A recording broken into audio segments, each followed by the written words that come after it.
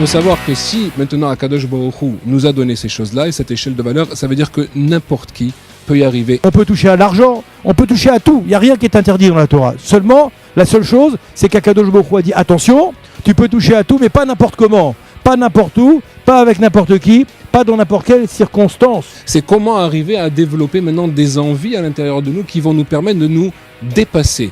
Les tracés, ça veut dire que je vais aller au-delà de ce qu'Akadosh Baruch Hu attend de moi.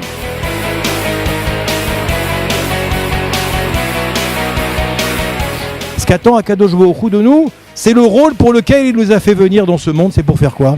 Pour sanctifier le monde au sens noble du terme, pour le moraliser, pour apporter la Gdusha dans le monde. Et pour ça, il faut que nous soyons prochim, il faut que nous soyons séparés des goïm. Ça veut dire qu'en fait, la prichoute va devoir se retrouver à tous les niveaux et tous les âges de la personne, mais à des niveaux différents. C'est pas maintenant une chose qui est figée, qu'une fois que je l'aurai travaillé et dépassé, alors à ce moment-là, je vais passer à une autre étape. C'est une étape que je vais retrouver avec moi, mais qui va se transformer. Tout doit se faire de manière mesurée, tout doit se faire de manière réfléchie, tout doit se faire de manière ordonnée, selon ce qu'on appelle en hébreu le seder. Toujours commencer au niveau du travail des midot, quel qu'il soit, de toujours commencer par enlever son ego, puisque si mon ego est là, eh ben ça veut dire que je fais écran entre moi et Akadosh Baruch Hu, et donc automatiquement je ne peux pas percevoir le message divin. C'est pour ça qu'un Yehudi, il doit toujours faire attention à ses actions, faits et gestes, parce qu'il doit toujours montrer l'exemple. À tous les niveaux, on doit montrer l'exemple. Ça veut dire que quand je me sépare de quelque chose d'interdit et que je fais une action pour cela, je me retiens de manger, je me retiens de dire de la shonara, eh ben il y a une lumière qui vient sur moi.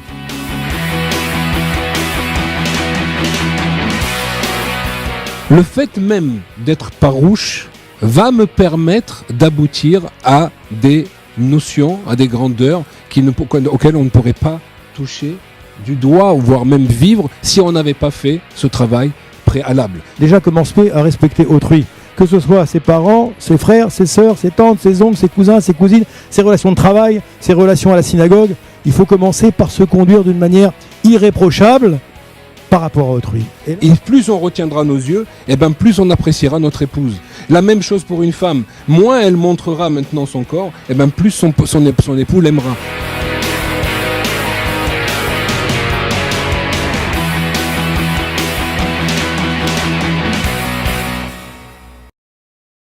Donc la Torah, elle va déjà donner un cadre. Dans ce cadre-là, c'est pas maintenant au niveau matériel, c'est au niveau spirituel. Si maintenant une personne dépasse ce cadre-là, il bousille sa neshama.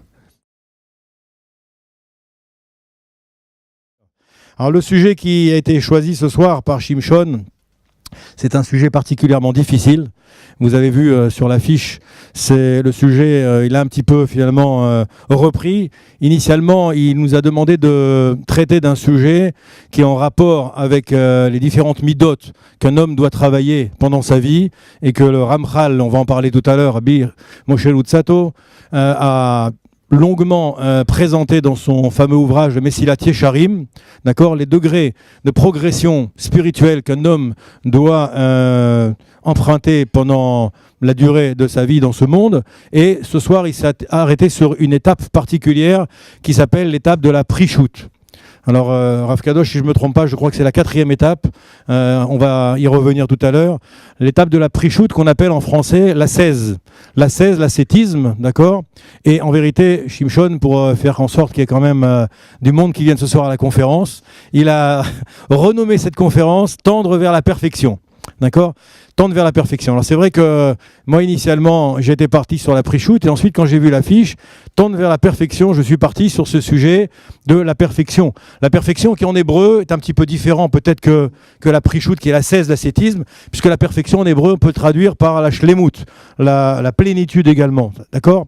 Et donc je suis parti un petit peu sur ce thème-là, et ensuite je me suis concerté avec mon ami Rav Kadosh, et puis il m'a dit c'est bien de la prichout qu'on devait parler ce soir.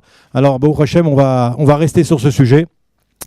Juste une petite introduction effectivement sur la la perfection, l'affiche était intitulée « Tendre vers la perfection », j'ai été regarder tout bêtement dans un dictionnaire pour voir un petit peu ce qu'on disait en bon français, si on pouvait disséquer ce mot « perfection ».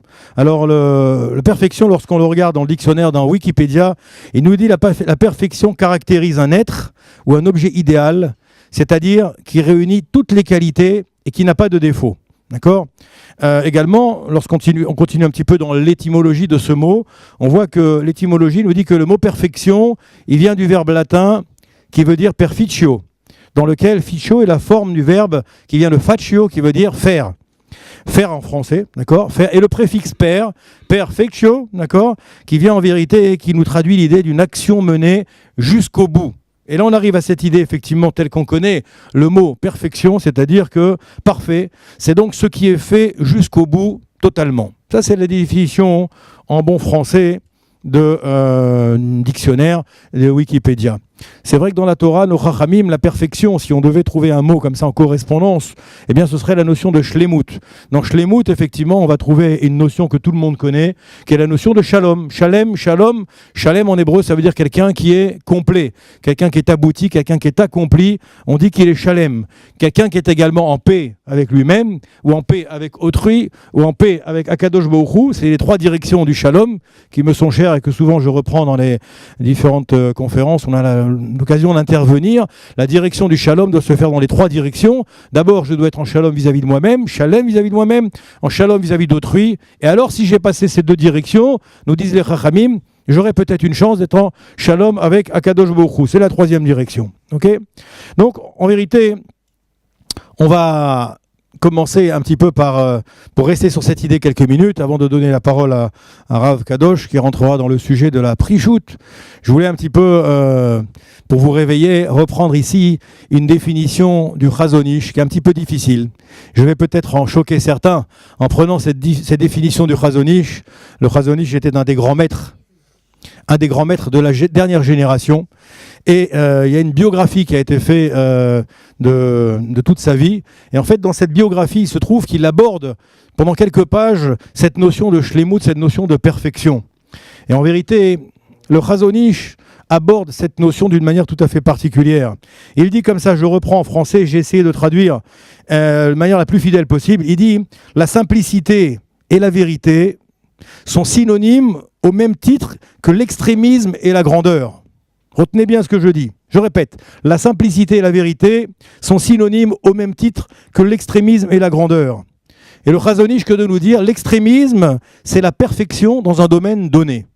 L'extrémisme, c'est la perfection dans un domaine donné. Et il va plus loin, il dit, sans extrémisme, il n'y a pas de perfection. Et sans perfection, il n'y a pas de commencement.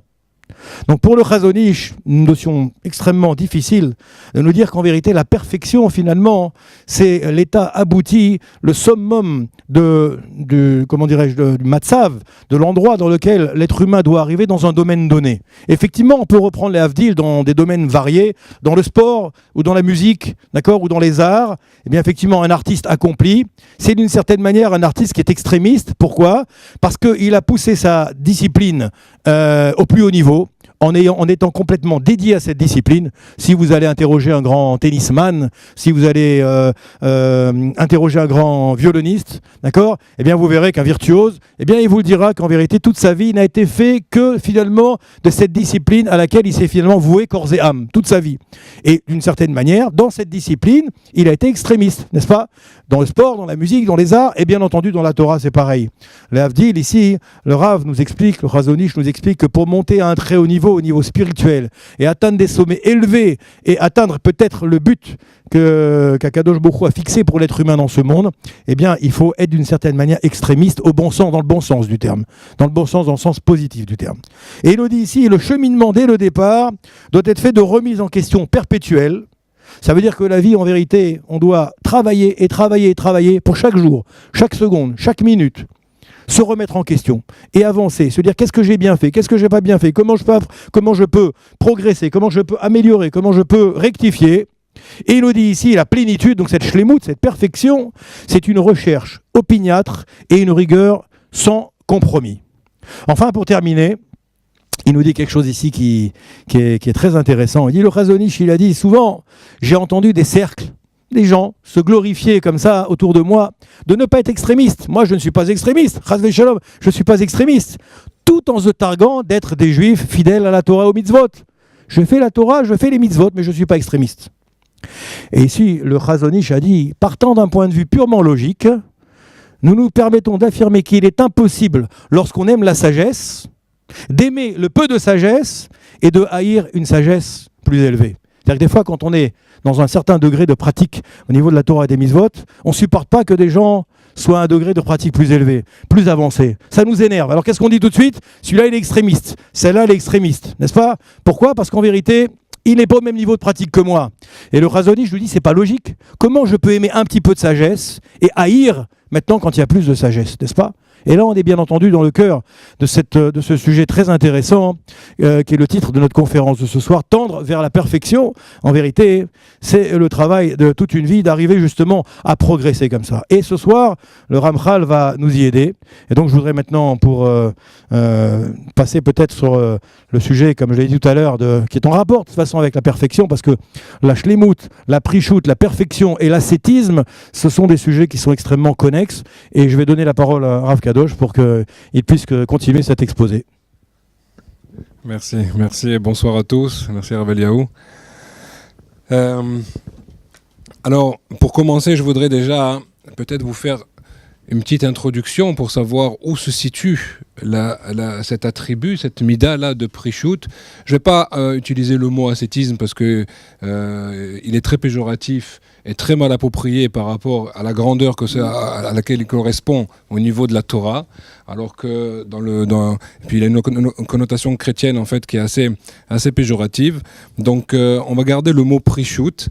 Et on va expliquer justement à quoi cela correspond. Mais avant cela, je voudrais, pour que chacun remette un petit peu dans l'échelle que le Ramchal en fait se base sur une braïta de Rabbi Pinchas ben Yair qui explique justement dans la Gemara, dans Avodah Zarah, les différentes étapes pour arriver justement, comme on dit Rabbi Eliaou, à la notion de perfection ultime. Et donc, la braïta nous dit justement, comme quoi au départ, il faut commencer, et c'est très intéressant de voir ça parce que très souvent on oublie un petit peu, on a tendance un petit peu à oublier ces notions. Et il dit comme ça, Torah mevia l'idée zehirut. La Torah va nous amener maintenant à la notion de zehirut, de faire attention à chacun de nos agissements. Zehirut mevia l'idée zrizut, on va arriver au zèle. Zrizut mevia l'idée nikiyut, on va ensuite arriver à nettoyer complètement, à parfaire nos actions. Et ensuite, Nikiyut mevia l'idée Prichout. Donc là, on arrive donc dans ce quatrième étape. D'accord? Je dirais en fait que ce n'est pas le quatrième, moi je dirais que c'est le cinquième. Parce que très souvent on oublie, on commence à parler tout de suite de la Zehirut, de faire attention. Mais qu'est-ce qui amène la Zehirut? C'est d'abord la Torah. Torah mevia l'idée Zehirut. Donc déjà on apprend une chose ici, que nous dit ici le Tana, sache que sans Torah, tu ne peux pas arriver à de véritables midot. Tu peux avoir des tendances, tu peux avoir un caractère qui tend vers telle ou telle chose, mais des midot, tu ne les auras pas. Donc tu ne pourras jamais voir quelqu'un, ça ne veut pas dire, attention, que les goïms ne peuvent pas avoir de bonnes midot. Ils peuvent aussi les étudier et les travailler, puisque la Torah est universelle. D'accord? Elle a été donnée à tout le monde. Maintenant, ce qu'il faut comprendre, c'est que c'est la Torah qui va nous permettre véritablement de nous façonner pour arriver à travailler ces midot, et on va essayer d'expliquer ces choses-là. En tout cas, ce qui est intéressant ici, parce qu'on est quand même dans un niveau très très élevé déjà, ce quatrième ou cinquième niveau, au niveau des midot, disons que c'est le quatrième. Pourquoi c'est très très élevé? Puisque en fait, dans les 3 premières étapes, le Ramchal explique comment arriver à être tzaddik. Si une personne veut être tzaddik, c'est quoi être tzaddik? Ça veut dire faire toute la volonté d'Akadosh Baruch Hu, accomplir scrupuleusement le Shulchan Arour de A à Z. Ça, c'est un tzaddik. Tzaddik, c'est la chambre de tzedek, il fait exactement la justice par rapport à ce qu'Akadosh Baruch Hu lui, le juste milieu par rapport à ce qu'Akadosh Baruch Hu demande. Ça, c'est le tzaddik. D'accord? Donc, il faut avoir ces trois midot-là, ces 3 premières midot, qui sont donc Zehirut, Zrizut et Nikiyut, qui soient parfaites au niveau de la personne. Alors, qu'est-ce que ça veut dire? Évidemment, on comprendra très bien que si quelqu'un ne fait pas attention à ses agissements, automatiquement, il va fauter. Il va déraper. Ça, c'est la première des choses. Je ne vais pas faire un cours là-dessus puisque c'est des sujets qui ont déjà été abordés, mais en tout cas, c'est important de le comprendre. Deuxièmement, si la personne n'est pas zariz, ça veut dire qu'elle n'a pas de zèle dans l'accomplissement des mitzvot, c'est-à-dire qu'elle n'a pas véritablement un rattachement, des envies intérieures qui le poussent à aller vers la mitzvah, et ça, c'est quelque chose de fondamental, et donc automatiquement va se développer en lui la notion de atzlut, la notion de fainéantise. Et donc, automatiquement, il aura du mal à faire des mitzvot qui vont être difficiles à effectuer. Celles qui vont lui faire plaisir ou qu'il aura tendance à aller vers elles, il va les faire facilement. Celles qui vont aller à l'inverse de son caractère vont être beaucoup plus difficiles à être accomplies. Et là, déjà, on va se détacher, malheureusement, de ce que Akadosh Baruch Hu nous attend. Ensuite, si maintenant il manque la notion de nekiyut, donc ça veut dire qu'en fait, au niveau de son esprit, il manque maintenant d'avoir, propreté, le mot n'est pas vraiment approprié, mais en tout cas vous aurez compris comme quoi il faut avoir un esprit complètement en correspondance par rapport à nos agissements, qu'il y ait une intercorrélation entre nos actes et notre esprit, de façon à ce qu'on puisse arriver à cela. Et si la personne n'a pas cela, eh bien automatiquement il aura tendance lui-même à permettre des choses qui en fait sont interdites, et vouloir même parfois les justifier avec des notions de Torah. Et ça, c'est très grave également. Et c'est ce qu'on peut voir des personnes qui vont changer le Shulchan Arour en s'appuyant sur le Shulchan Arour. D'accord ? Pourquoi ? Parce qu'il y a une inadéquation entre l'esprit et l'agissement. D'accord ? Et donc ça, il faut faire aussi exactement très attention là-dessus. Bon, on ne va pas ensemble développer ces choses-là, puisqu'on va arriver maintenant à l'étape qui nous intéresse. Mais en tout cas, ce qui est intéressant, c'est de voir que ces 3 premières étapes-là nous permettent d'être tzaddik. Donc déjà, il faut travailler, ça prend plusieurs vies pour le faire, je vous garantis, d'accord ? C'est pour ça qu'on est revenu plusieurs fois, je vous rassure, d'accord ? Mais donc, il faut le travailler. Pourquoi je dis ça ? Parce que très souvent, on a l'impression que c'est des choses qui sont faites pour des yechidé ségoula, des gens qui sont en train de... Et là-dessus, je voudrais tout de suite attirer votre attention comme quoi c'est faux. Il faut savoir que si maintenant Akadosh Baruch Hu nous a donné ces choses-là et cette échelle de valeur, ça veut dire que n'importe qui peut y arriver. Et je voudrais développer petit à petit cette notion-là de façon à ce qu'on arrive à la fin du cours à au moins faire une petite ébauche d'un travail que chacun pourrait effectuer et non pas rester cela sur des notions de Tanaïm et de gens qui étaient immensément grands et qui arrivaient évidemment à la perfection de ces choses-là. En tout cas, le Ramchal nous explique comme quoi Prishut Zu Trilat Chassidut. Ça veut dire que là maintenant, quand on passe dans la Prishut, on passe dans un autre domaine qui est la notion de Chassidut. Alors la Chassidut, c'est pas évidemment dans la notion de ce qui se dit aujourd'hui au niveau du langage commun des Chassidim, c'est pas ça, d'accord ? Bien que eux étaient à des niveaux où leur Admourim, c'est-à-dire leur référence au niveau de leur maître, étaient des gens immensément grands, et donc qui étaient tous des chassides. Mais il n'y a pas de notion ni géographique, ni quoi que ce soit au niveau des chassidim. C'est évident que Baba Saleh était un grand chassid, et que également de l'autre côté, du côté des Admourim ou du Khatam Sofer, etc., c'était aussi des grands chassidim, qu'ils soient du côté ashkénaze ou du côté chassidique. Ici, la notion de chassid, c'est quoi ? C'est que quand on dépasse le niveau du tzaddik, alors on veut faire encore plus pour Akadosh Baruch Hu. Puisque en fait, quand un homme va développer, et c'est là-dessus aussi que je voudrais essayer de revenir petit à petit dans le cours, c'est comment arriver à développer maintenant des envies à l'intérieur de nous qui vont nous permettre de nous dépasser. Alors là, ensuite, une fois que la personne, déjà on a dit que ça prendra du temps d'arriver à être sadique, mais en tout cas, une fois qu'il dépasse cela, il arrive à être chassid. Chassid, c'est la shon chesed, ça vient du mot chesed. Les chassid, ça veut dire que je vais aller au-delà de ce qu'Akadosh Baruch Hu attend de moi. Et là, évidemment, c'est des niveaux qui sont très grands, mais qui sont aussi très tendancieux et sur lesquels il faut faire extrêmement attention. Pourquoi ? Parce qu'on peut déraper et redescendre au-dessous du tzaddik. Et là, évidemment, il serait hors de question d'arriver à cela puisque tout serait raté. Avant de commencer, et je voudrais essayer d'expliquer une notion qui, je pense, est fondamentale, que le Chovot HaLevavot lui-même, et il a d'ailleurs tout un sha'ar sur la Prishut, il a tout un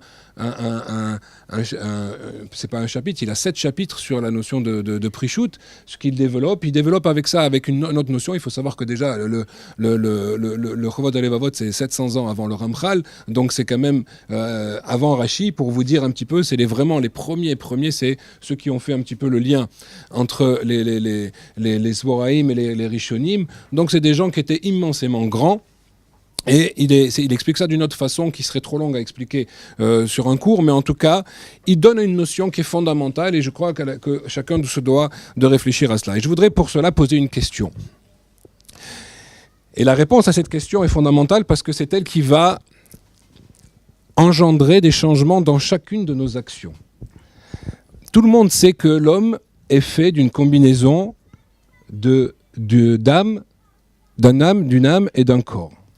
D'accord ? La question est ainsi. Est-ce que je suis un corps dans lequel Akadosh Baruch Hu a insufflé une âme, ou est-ce que je suis une âme qui est recouverte d'un corps ?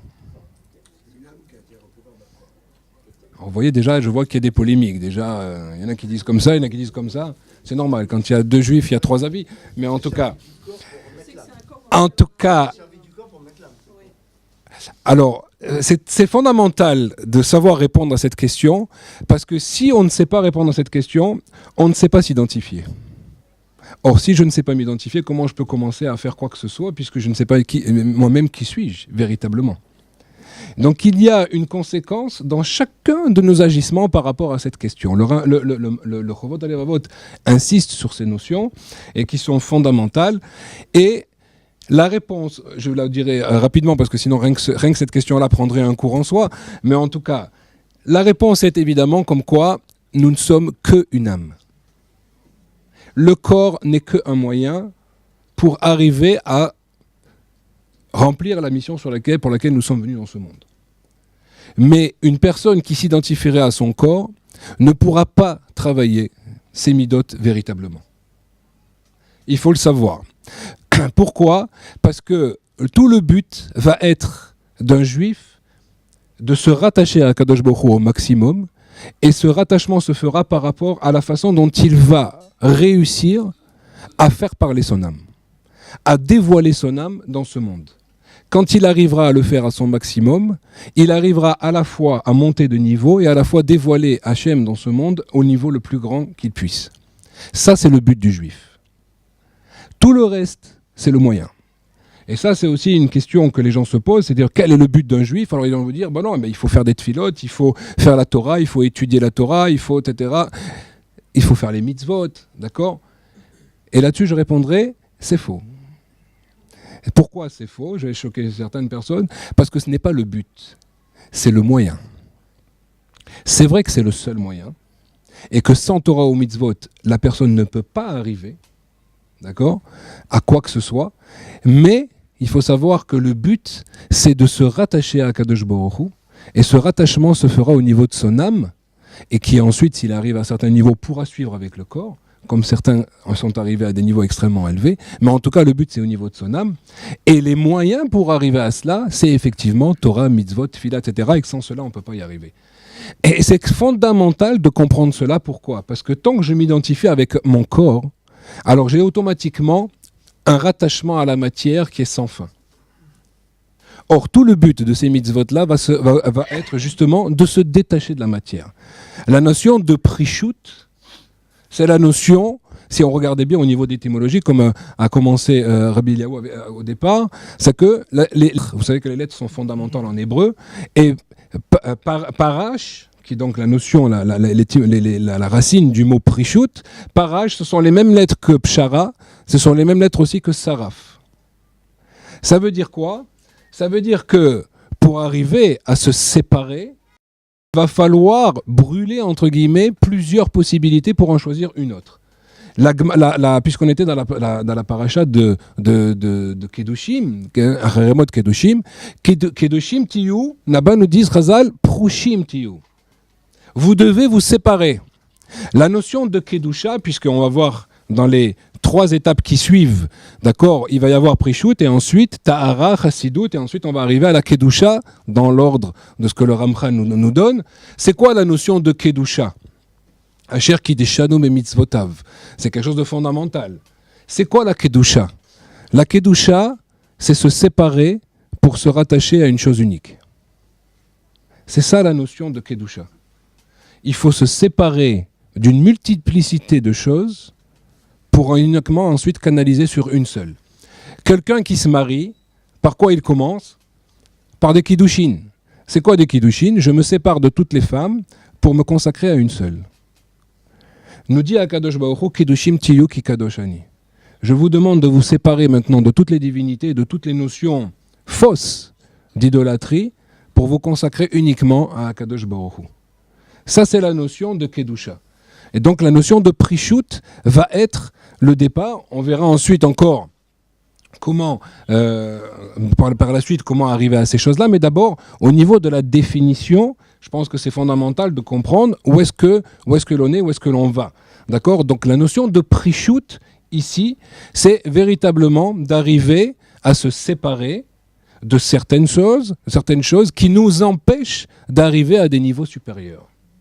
Ça, c'est la notion de Prishut. Alors, au niveau de l'ascétisme, justement, on verra qu'il y a un bon ascétisme, un mauvais ascétisme, une mauvaise Prishut.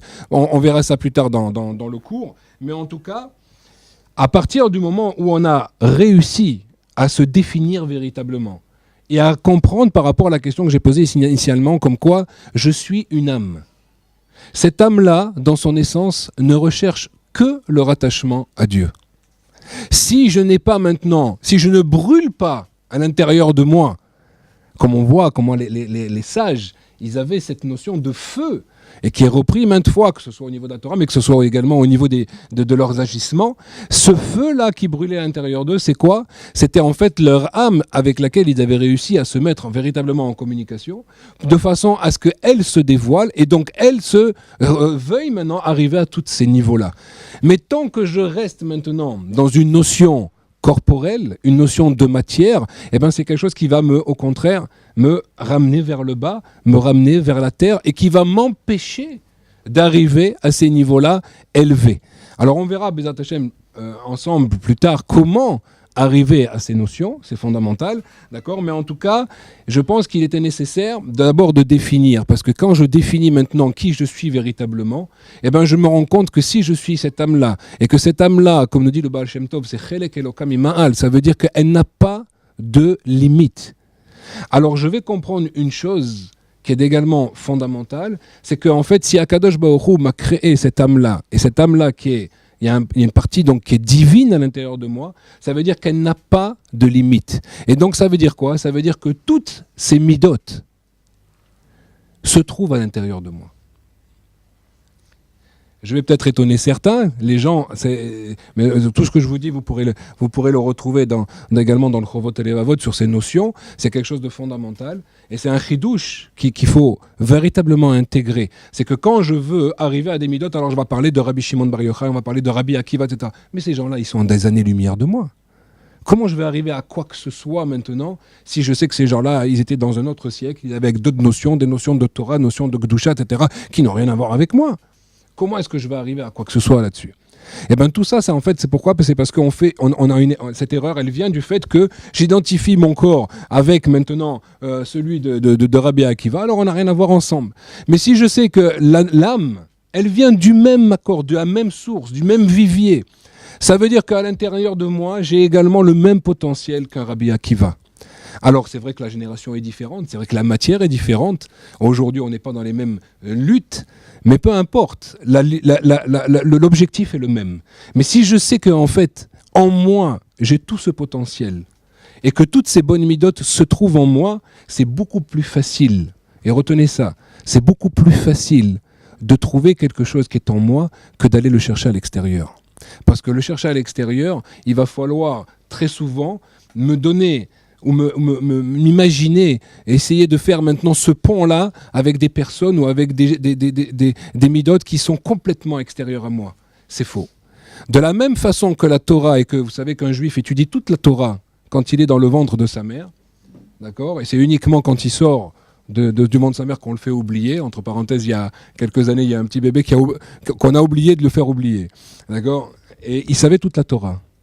D'accord, il est sorti, c'était à Yerushalayim, les gens sont venus le voir, etc. Et tout, les grands, parce que les parents évidemment étaient en panique tout de suite. Imaginez un bébé, au lieu de dire Areux, Areux, il commence à réciter tout le chasse et tout le Shulchan Arour et les livres de Kabbalah, etc. Ça faisait assez peur. D'accord, il y a des Chachamim qui sont venus le voir et il était même capable de réciter par cœur certains livres de ces sages-là qui étaient là présents. Et donc là, ils ont compris que leur livre avait été accepté dans le ciel et que c'était quelque chose qui était donc écrit comme il faut. Bon, évidemment, d'après des kabbalistes se sont réunis et ils ont fait un tikkun sur cet enfant pour qu'évidemment il l'oublie. Mais en tout cas, pourquoi est-ce que maintenant, nous dit le Rav d'Esther, pourquoi est-ce qu'il y a besoin maintenant d'étudier toute la Torah si c'est pour te la faire oublier? Alors à quoi ça sert? Eh bien c'est fondamental, c'est que retrouver une chose n'a rien à voir que d'aller découvrir une chose. Donc c'est la même chose au niveau de nos midotes. Si je sais qu'en fait tout est en moi, alors je vais pouvoir aller puiser dans ce vivier avec une envie extraordinaire, un feu à l'intérieur de moi parce que je sais qu'en fait c'est possible. C'est pas quelque chose qui a des années-lumière de moi. Ça demande évidemment une préparation, ça demande évidemment une certaine maturité pour arriver à ces notions-là, mais en tout cas, on va découvrir que même des midotes comme celle de la Prichut sont oui, elles s'adressent oui à moi. Évidemment, encore une fois, il y a des étapes préalables, mais puisqu'on est venu pour parler maintenant de celle-là, on va essayer ensemble, Bezrat Hashem, de mieux les définir pour savoir quel est le rôle qui m'est imparti par rapport à cela, qu'est-ce qu'Akadosh Baruch Hu attend de moi par rapport à ces notions. Voilà, je repasse la parole à Rabbi Eliyahu et on essaiera de développer ces choses-là par la suite. Ok, Toda Rabba. Rav Kadosh a abordé de nombreux thèmes et de nombreux sujets. On va essayer de poursuivre un petit peu dans cette lignée. Il a abordé tout à l'heure effectivement le rapport avec la paracha de la semaine.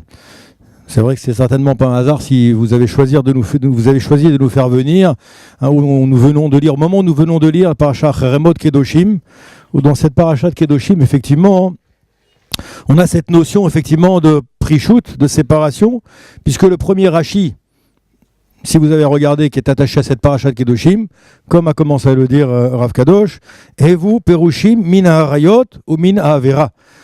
Kedoshim, la traduction de Kedoshim pour Rashi, soyez séparés de toute relation interdite et soyez séparés de la faute, soyez séparés de la Avera. C'est la définition qu'a employée Rashi pour définir ce que c'est cette notion de Kadosh. Il faut savoir que Kadosh, souvent dans les livres, c'est marqué, c'est traduit par erreur par saint, la sainteté. La sainteté, en vérité, c'est une notion pour nous qui n'est pas très parlante dans la Torah. Le lachon des Chachamim, quand on veut dire qu'est-ce que c'est quelqu'un qui est Kadosh, c'est quelqu'un qui est Mouvdal.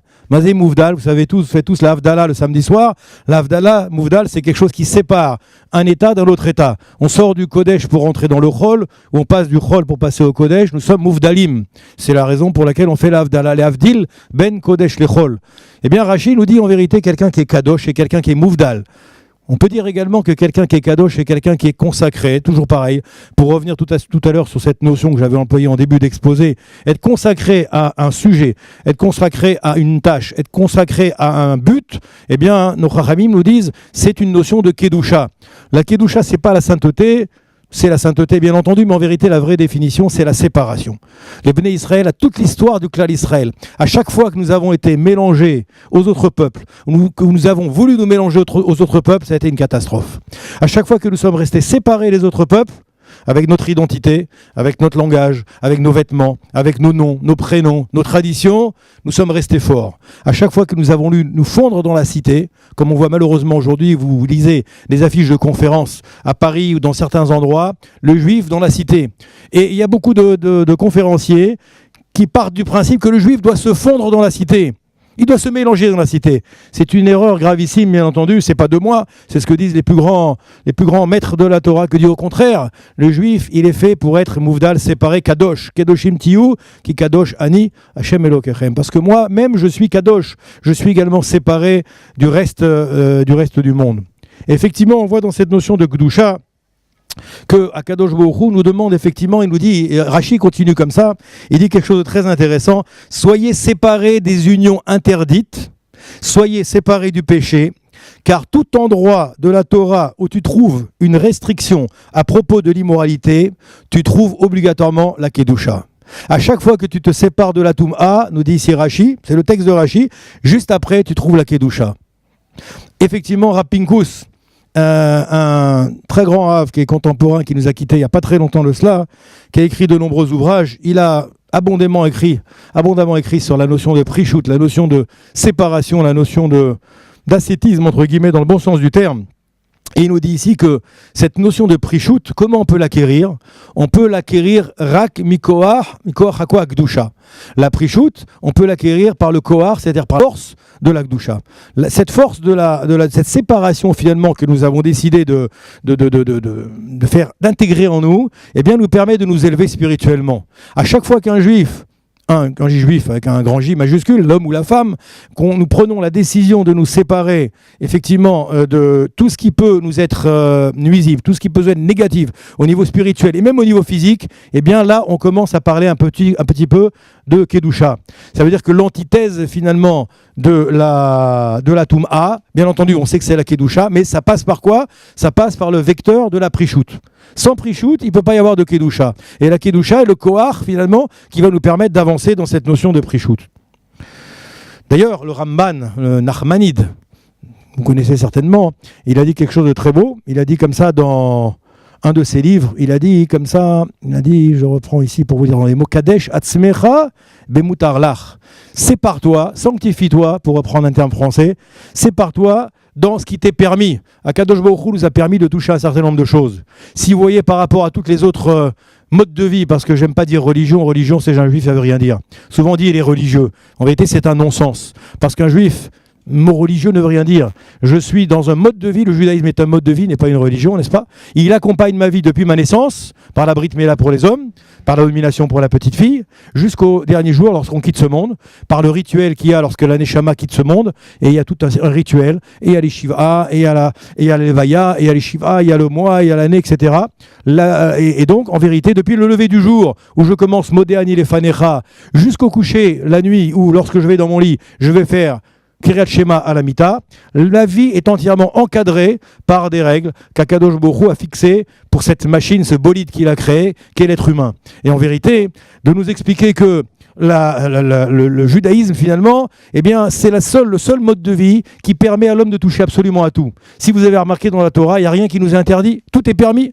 On peut toucher à l'alcool, on peut toucher au sexe, on peut toucher à l'argent, on peut toucher à tout. Il n'y a rien qui est interdit dans la Torah. Seulement, la seule chose, c'est qu'Akadosh Baruch Hu a dit attention, tu peux toucher à tout, mais pas n'importe comment, pas n'importe où, pas avec n'importe qui, pas dans n'importe quelle circonstance. Tout doit se faire de manière mesurée, tout doit se faire de manière réfléchie, tout doit se faire de manière ordonnée, selon ce qu'on appelle en hébreu le seder.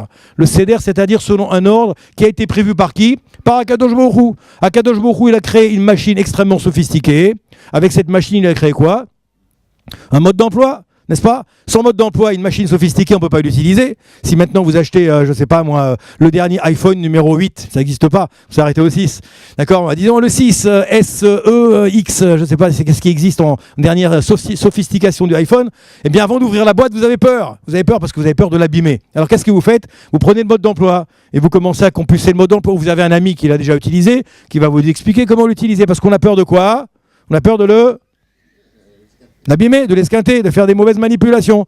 Eh bien, l'être humain, Kadosh Baruch Hu a créé une machine tellement sophistiquée que cette machine ne peut pas fonctionner sans ce mode d'emploi. Quel est le mode d'emploi de l'être humain? C'est la Torah, bien entendu. Il a dit, j'ai créé un Shulchan Aruch qui va permettre à l'homme d'avancer dans ce monde-là en évitant le plus possible les obstacles, les écueils, les platanes qui vont se présenter devant moi.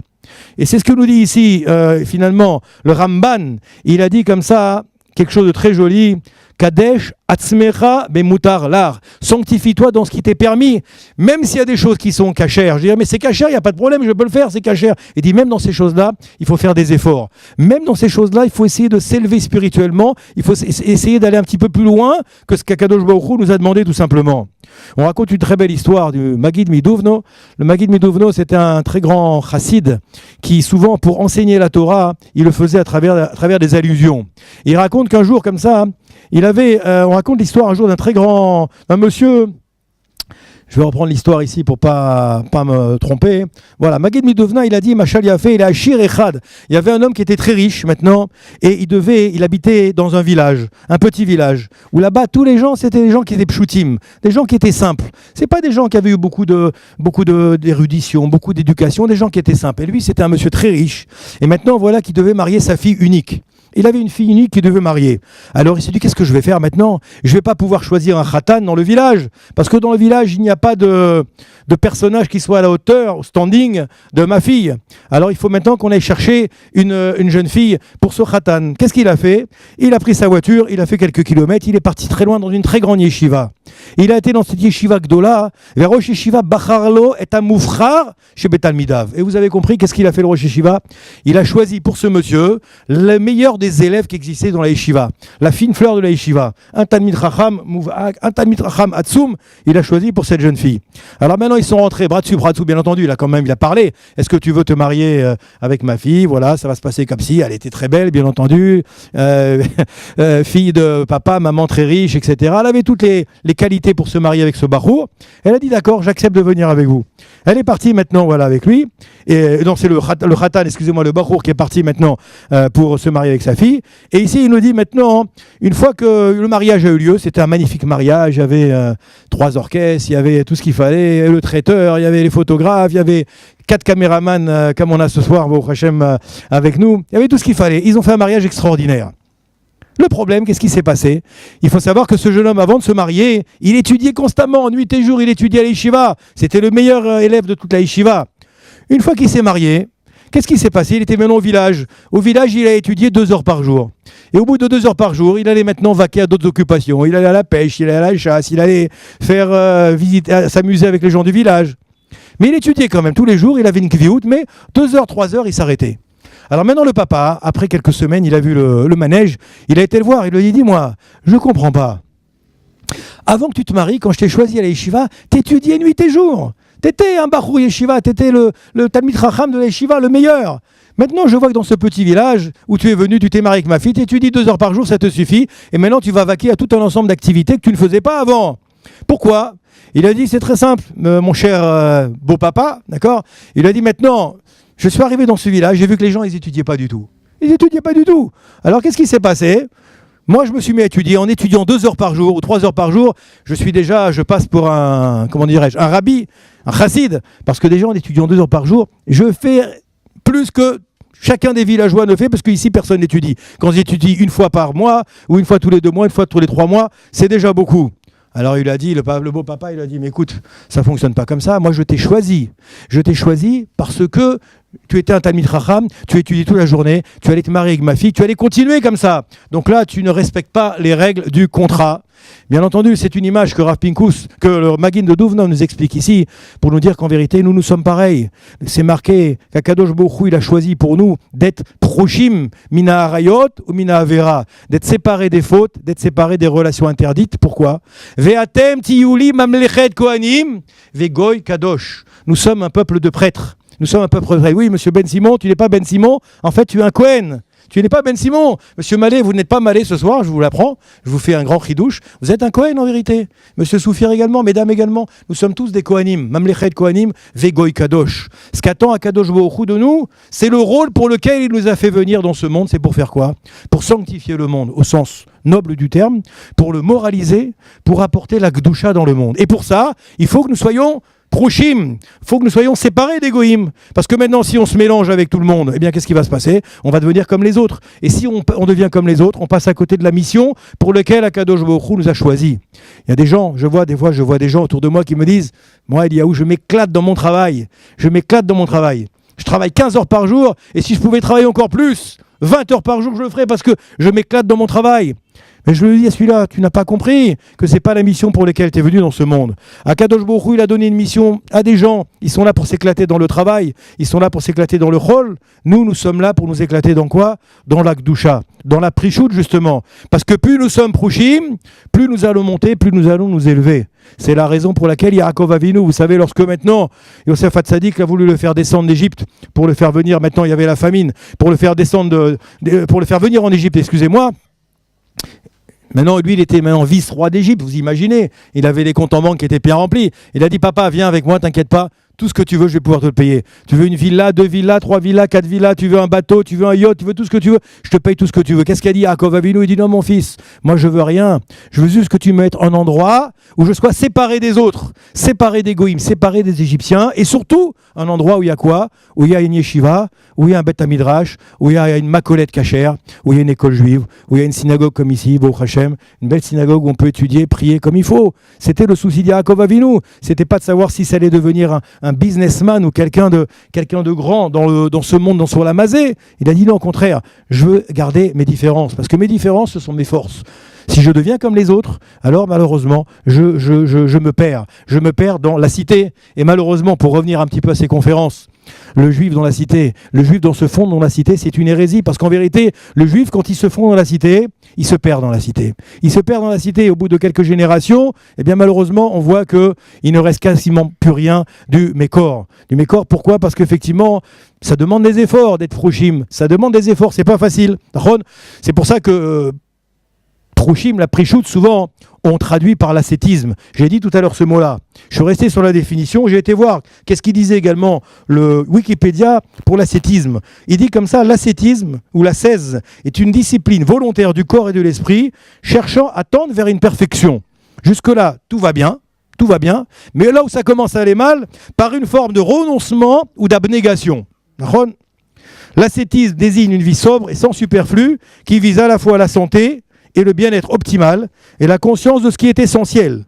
L'ascèse permettrait d'augmenter et de maintenir la sensibilité du corps et de mieux ressentir le sens de nos propres actions et des événements de notre existence. Alors je me suis posé la question, je me suis dit aujourd'hui, dans l'esprit occidental, lorsqu'on dit ascète, c'est souvent négatif. Parce qu'un ascète dans notre tête, moi, jusqu'à encore ce soir, avant que je prépare ce cours, un ascète pour moi, c'est quoi? J'ai noté ici les adjectifs. C'est quelqu'un qui est déconnecté, d'accord? C'est quelqu'un qui vit une vie austère, c'est quelqu'un souvent qui vit dans la mortification, c'est quelqu'un qui vit dans l'abstinence, souvent malheureusement, c'est quelqu'un qui vit dans la chasteté, comme nos cousins et cousines, la chasteté, alors que chez nous, c'est tout le contraire. En vérité, chez le juif, chez le Yehudi, Prouchim mina harayot ou min avera, bien entendu, il faut se séparer de la faute, de la faute et de la avera, mais malgré tout, tout est possible et tout est permis. Tout est permis. La preuve, vous verrez que souvent, Baruch Hashem, à chaque fois qu'il faut faire la fête, que ce soit le Yom Tov, que ce soit un mariage, que ce soit une bar mitzvah, que ce soit une brit mila, on associe toujours la fête à quoi? Enfin, toujours la cérémonie en vérité spirituelle, toujours à une cérémonie qui est matérielle. Il faut toujours nourrir l'esprit, et on nourrit quoi en même temps? Toujours le corps. Souvent d'ailleurs, on nourrit trop le corps. Hein, une bonne dafina, une bonne kaila, c'est bon, mais souvent on nourrit trop le corps. Et pourquoi? Parce qu'en vérité, ça participe d'ailleurs à l'élévation spirituelle. J'ai lu d'ailleurs à Pessah, je fais une petite parenthèse parce qu'on sort de Pessah, la fête de Pessah, c'est la seule fête où on est uniquement en rapport qu'avec la nourriture. Rosh Hashanah, c'est pas la nourriture, c'est quoi Rosh Hashanah? C'est le chauffard. On est à Sukkot, c'est quoi Sukkot? C'est les cabanes, c'est aussi le loulav, l'herbe minime. Toutes les fêtes, Kippour, je dois jeûner, j'abstinence, je dois prier. Pessah, tout tourne autour de quoi? La bouffe, que de la bouffe. Et combien de verres, et combien de maltzot, et combien de ceci, et combien de cela. Et quand on n'en peut plus, on en rajoute encore, et encore un verre, et encore un verre. D'accord? Je me suis posé la question, pourquoi tout est lié comme ça à la nourriture? Et en vérité, j'en suis arrivé à une conclusion. En vérité, la nourriture est le premier élément à travers lequel on peut remercier Akadosh Baruch Hu. Comment on peut remercier Akadosh Baruch Hu? C'est à travers la nourriture. Par exemple, je marche pendant très très longtemps et j'ai soif. Et puis je n'ai pas à boire autour de moi. Alors maintenant, je commence à chercher partout un point pour boire. Je vais marcher. Au bout d'un moment, je trouve maintenant un bon petit bistrot où il y a un Coca-Cola bien frais, ou un Perrier bien frais avec une petite rondelle de citron comme ça. Je bois maintenant, je fais une bénédiction, d'accord? Shakol ni abidvaro. Je remercie Akadosh Baruch Hu qui a permis d'épancher ma soif. J'ai faim. Tant que je n'ai pas rassasié ma faim, je suis comme ça en difficulté. Je suis en train de souffrir parce que j'ai faim. D'autant plus si maintenant, depuis longtemps, je n'ai pas mangé. Maintenant, tac, je m'assois, je trouve un bon petit restaurant avec une bonne ashgacha. Je m'assois, je mange une bonne entrecôte frite. Tac, je suis content, je remercie Akadosh Baruch Hu, Birkat Amazon. D'accord, Birkat Amazon. Je remercie Akadosh Baruch Hu. Je me suis dit, c'est le seul moment où finalement on a un rapport de cause à effet direct avec Akadosh Baruch Hu. Vous allez au kotel maintenant, vous allez au kotel, Chas v'Shalom, vous avez quelqu'un qui est malade, ou vous-même vous êtes malade. Vous mettez à prier devant Akadosh Baruch Hu au kotel, et vous priez. D'ailleurs, je profite, je voulais faire ce chiour pour la Refoua Shelema de Michael Chaim Avraham Ben Aziza. Il y a peut-être d'autres noms qu'on voudra également rajouter. Parce qu'on m'a annoncé tout à l'heure, c'est un ami dont son fils est à l'hôpital, avec des problèmes sérieux, que Bezrat Hashem, Akadosh Baruch Hu, le srout de cette synagogue et le srout de chacune et chacun d'entre vous, il envoie la réfoua chez les mains. Si maintenant on est malade, vous allez au kotel, vous vous mettez à prier, vous avez Chas v'Shalom, on vous a annoncé Barminam que vous avez une grave maladie, vous priez. Est-ce que pour autant vous allez avoir la réfoua chez les mains le soir même, ni le lendemain, ni le surlendemain? Peut-être, si vous avez la chance d'avoir un est particulier, mais en général, ça ne fonctionne pas tout à fait comme ça. Il faut prier. Et des fois, nous ne sommes pas écoutés tout à fait de la manière dont nous le souhaitions. Et des fois, nous avons l'impression que nous ne sommes pas écoutés. D'accord? En vérité, là, on n'a pas de rapport de cause à effet direct par rapport à la demande qu'on fait à Kadosh Baruch Hu. Alors que la nourriture, oui. Nos Chachamim nous ont dit, c'est pour ça que la fête de Pessah, tout tourne autour de la nourriture, parce que c'est le moment particulier où nous sommes en connexion avec Kadosh Baruch Hu, où nous sommes maintenant, nous avons été élus en tant que peuple. C'est une naissance, nous disent les Chachamim, la fête de Pessah. Nous sommes en train de naître en tant que peuple, en tant que Am Israël. C'est la raison pour laquelle nous avons une proximité tout à fait particulière à Kadosh Baruch Hu. C'est la raison pour laquelle également tout est lié à la nourriture, parce que la nourriture, c'est ce qui permet d'avoir une grande proximité par rapport à Kadosh Baruch Hu. Alors pour terminer, bien entendu, Ve'atem tiuli mamlechet Kohanim vegoy kadosh, nous sommes un peuple de prêtres. Nous sommes un peuple de prêtres et nous sommes faits et nous sommes là pour être séparés du reste du monde. Et tant que nous jouons notre partition, alors Kadosh Baruch Hu nous bénit, nous protège et nous envoie tout ce qu'il nous doit nous envoyer. Le problème, c'est qu'on commence à vouloir jouer la partition de l'autre, c'est-à-dire à ne plus vouloir être prouchim, à ne plus vouloir mettre en exergue cette mida de prichout. C'est là que les problèmes commencent. Les problèmes d'assimilation, les problèmes de danger, les problèmes de ceci, les problèmes de cela. Tout simplement pourquoi? Parce qu'on ne joue plus le rôle pour lequel on est venu dans ce monde. Alors avant de redonner la parole au Rav Kadosh, ici Akadosh Baruch Hu nous dit voilà, je t'ai donné effectivement cette possibilité de t'élever à des niveaux dont tu n'as même pas idée toi-même où tu peux t'élever. On a un bolide dans les mains, en vérité on ne sait pas où on peut l'amener si vraiment on prend la peine d'apprendre à le conduire comme il faut et de le conduire comme il faut. Il dit ici en vérité, Akadosh Baruch Hu, il dit j'ai créé une machine complexe qu'il faut effectivement arriver à dompter. Et pour la dompter, il faut travailler. Et travailler quoi? Travailler les midot. Les midot, c'est les qualités morales qui sont encore plus importantes que les halachot du Shulchan Aruch, parce que les qualités morales, c'est là-dessus qu'Akadosh Baruch Hu nous attendent. Ce soir, je vais descendre, je vais aller manger au restaurant à Natania, un bon plat parce que j'ai pas mangé. Il suffit que je tourne un petit peu, Baruch Hashem, j'ai qu'à tendre la main. Il y a des restaurants qui sont alignés les uns à côté des autres, nachon. Je prends une bonne ashgacha, je vais manger, il n'y a pas de difficulté pour respecter cette halacha de kashrut. Par contre, maintenant, travailler mes midot, travailler ma colère, travailler mon orgueil, travailler mon avarice, travailler mes défauts, ça c'est beaucoup plus difficile. Et la prichout, bien entendu, on est déjà un shlav, une notion un petit peu plus élevée de se séparer et de pouvoir un petit peu s'écarter comme ça des harayot et s'écarter effectivement des averot. Comme c'est marqué à Kadosh Baruch Hu dit Barati Yetzerara, j'ai créé le Yetzerara, Barati Torah Tavlin. J'ai créé le Yetzerara, c'est vrai qu'il vient que te titiller pour que le matin tu te réveilles pas pour aller à la synagogue. J'ai créé le Yetzerara qui est là pour t'embêter un petit peu des fois pour ne pas faire telle ou telle mitzvah ou telle bonne action. Mais sache que j'ai créé également Tavlin, Mazé Tavlin, mesdames, vous savez ce que c'est que Tavlin, c'est quoi? Une épice. Cette épice, en vérité, c'est un médicament au sens de la Torah. Barati Tavlin, Barati Torah Tavlin, la Torah, c'est un médicament. La Torah, c'est une réfoua pour tout celui qui veut se donner simplement la peine d'ouvrir le Chumash. Alors, justement, donc, sur cette notion de prichout, on va revenir maintenant pour savoir comment ça fonctionne. Par quoi il faut commencer. Alors, comme on a expliqué tout à l'heure, on avait expliqué que la prichout est le début de la chassidoute. Il y a un parallèle qui se fait entre la zéhirout et la zrizout, que fait également le Ramchal, par rapport à la prichout et la chassidoute. Il y a une notion comme quoi, on voit souvent dans la Torah, surmera ve'asetov. Tu dois d'abord t'éloigner de la avera et ensuite aller vers le bien. Alors la zéhirout, c'est quoi? Donc faire attention, être attentif à chacune de mes actions, c'est évidemment la notion de surmera. Alors que la zrizout, elle qui va être en contraire, asetov, je vais aller vers la mitzvah. Alors c'est la même chose, il faut savoir, au niveau de la chassidoute, c'est-à-dire au niveau quand on dépasse le premier niveau de tzidkout, qu'on a expliqué, qu'on arrive dans la notion de chassidoute, c'est quoi? C'est que la prichout va être également une notion de surmera, de s'éloigner du mal, mais dans un niveau plus élevé, puisque comme a dit Rabbi Eliyahu au nom du Ramban, Kadesh lecha mutar lach, ça veut dire que tu vas te séparer de certaines choses qui, elles, sont permises. Ça, c'est au niveau de la Prichut. La Chassidout va être justement d'avoir des actions qui vont dépasser le niveau de la Tzidkut et donc qui vont être le Asetov, la notion de Asetov, mais à un niveau beaucoup plus élevé.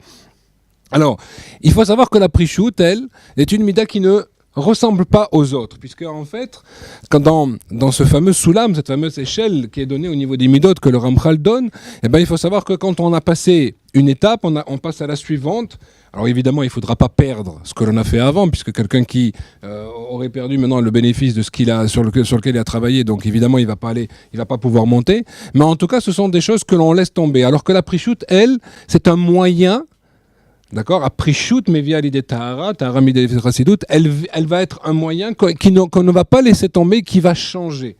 Ça veut dire qu'en fait, la pre-shoot va devoir se retrouver à tous les niveaux et tous les âges de la personne, mais à des niveaux différents. C'est pas maintenant une chose qui est figée, qu'une fois que je l'aurai travaillé et dépassé, alors à ce moment-là, je vais passer à une autre étape. C'est une étape que je vais retrouver avec moi, mais qui va se transformer. Alors on va voir les différents niveaux un petit peu qu'il y a là-dessus. D'abord, il faut comprendre que le Rambam explique dans toutes les midot que l'on veut travailler, il faut toujours aller d'abord un petit peu à une extrême avant de revenir à un juste milieu. Si la personne veut travailler sur une mida, quelle qu'elle soit, par exemple quelqu'un qui est un petit peu touché par l'avarice, il a du mal à sortir le porte-monnaie, d'accord ? Je citerai pas quelle communauté. Et moi j'ai pas dit Meknes, j'ai rien dit. Non, pardon. Alors, si maintenant il a du mal à sortir le porte-monnaie, qu'est-ce qu'il faudra faire ? On dit le Rambam, il faudra qu'il s'habitue pendant un long moment à donner beaucoup plus de tzedaka que ce qu'Akadosh Baruch Hu demande. Et au-delà de ce qu'Akadosh Baruch Hu demande, évidemment sans jamais se mettre en danger, ni mettre en danger sa famille, mais il devra donner beaucoup plus. Pourquoi ? Parce que s'il donnait juste un petit peu plus que d'habitude, sans arrêt, il va avoir tendance à revenir vers ce qu'il était. À partir du moment où je vais avec l'autre opposé, d'accord, à ce moment-là, je vais pouvoir revenir à un juste milieu. Ce juste milieu, je vais pouvoir le conserver. Ça, c'est au niveau de la pre-shoot. Alors, au niveau de ces midot-là du travail, le Baal Shem Tov, lui, il explique qu'il y a 3 niveaux que l'on retrouve dans toute la Avodat Hashem, qui sont 3 notions qu'on va rapidement essayer de voir, qui sont Akna'a, Avdala et Amtaka. Ça, c'est quelque chose de très fort au niveau de l'Avodat Hashem dans la Chassidut que le Baal Shem Tov amène. La notion de Akna'a, c'est tout de suite déjà automatiquement d'être battel, d'enlever son ego, puisque comme on a expliqué tout à l'heure, c'est que plus mon ego apparaît, et moins je vais pouvoir dévoiler ma neshama. Akadosh Baruch Hu, quand il nous demande de la notion d'humilité, qui est une fondamentale au niveau du travail des midot, c'est pas de devenir une serpillière. Très souvent, les gens disent quand il y a quelqu'un qui est humble, alors il dit oui à tout, et c'est pas du tout ça. Qui était l'homme le plus humble de tous les temps ? Moshe Rabbeinu, et pourtant, il était le Gedolador. Il savait très bien quelle était sa place. La seule preuve, on en voit qu'avec Korach, il pardonne pas. Il prie pas pour lui. C'est pourtant le Rosh Sanhedrin. Et on voit la conséquence qu'il y a eu tout de suite. Pourquoi ? Parce que maintenant, à partir du moment où tu touches à quelque chose de fondamental au niveau de la transmission de la Torah, il n'y a pas de mechila là-dessus. Il n'y a pas de pardon possible. Parce que tu sais qui tu es, tu sais d'où tu es, et là tu touches quelque chose qui peut complètement renverser la notion de transmission. En moi, Akadosh Baruch Hu, c'est une des seules fois, de Moshe Rabbeinu, une des seules fois où il ne prie pas pour la personne, et on a vu les conséquences malheureusement de ce qui est arrivé. Mais donc ça veut dire quoi ? Il sait très bien qu'il est le Gdolador. La seule chose, c'est que lui ne se donnait pas maintenant, il ne se valorisait pas par rapport aux autres, parce qu'il savait que s'il était à ce niveau-là, c'est parce qu'Akadosh Baruch Hu lui avait donné les moyens, et que si les autres avaient reçu ces moyens-là, ils auraient été comme lui. Il n'en faisait pas justement il ne se rattachait pas maintenant à une qualité personnelle, mais il comprenait tout à fait que c'est Akadosh Baruch Hu qui avait donné ce cadeau. C'est ça la notion d'humilité. La notion d'humilité, c'est de savoir véritablement quelle est ma place, mais d'agir en fonction de cette place-là. D'accord ? Et donc, ça, c'est la notion de Achna'a, déjà toujours commencer au niveau du travail des midot, quel qu'il soit, de toujours commencer par enlever son ego, puisque si mon ego est là, ça veut dire que je fais écran entre moi et Akadosh Baruch Hu, et donc automatiquement je ne peux pas percevoir le message divin. C'est quelque chose d'extraordinaire que l'on voit, que le Maharal de Prague explique cela d'une façon, de façon sublime. Il dit que plus la personne en fait a d'orgueil, Et plus évidemment, il va déformer le message divin, puisque ça va passer maintenant par rapport à des intérêts personnels, à des mauvaises midotes, etc. D'accord ? Il dit qu'une des plus graves midas, c'est quoi ? C'est la notion de ta'avat mammon. Ok ? Surtout qu'il faut savoir qu'aujourd'hui, il n'y a plus la lutte comme il y avait à l'époque, il y a 1000 ans ou il y a 2000 ans, de ce qui se faisait au niveau du Yetzer Hara. Aujourd'hui, il n'y a que 2 Yetzer Hara, grosso modo. D'accord ? C'est la notion de l'argent et la notion des femmes. C'est là-dessus qu'aujourd'hui, la lutte se fait. Tout le reste est parti. Aujourd'hui, on ne comprend plus les gens qui faisaient de la vodazara, qui étaient capables d'immoler leurs enfants ou de se prosterner devant des statues, etc. Alors, c'est très très souvent mal interprété, sachez-le, parce qu'en fait, il faut savoir que c'était des gens qui étaient extrêmement grands, à tel point que dans la Gemara, il y a écrit qu'une fois, il y a justement un Amora qui s'est moqué d'un rave qui faisait Avodazara, d'un roi même qui faisait Avodazara, et sachez qu'il est revenu dans son rêve, il dit sache que si tu étais à mon époque, à moi, tu aurais levé les pans de ta tunique pour courir vers le temple d'Avodazara. Alors on ne comprend pas du tout en fait cette notion, d'accord ? Il y en a qui expliquent en fait que c'était des gens qui étaient tellement grands et qui se battaient dans des idées tellement philosophiques élevées qu'ils pensaient pouvoir gérer également la conduite du monde. Et dans cette conduite du monde, c'est là où ils devenaient Avodazara, parce qu'à partir du moment où tu veux toi conduire le monde, tu te prends pour un dieu. Et c'est ça la notion d'idolâtrie.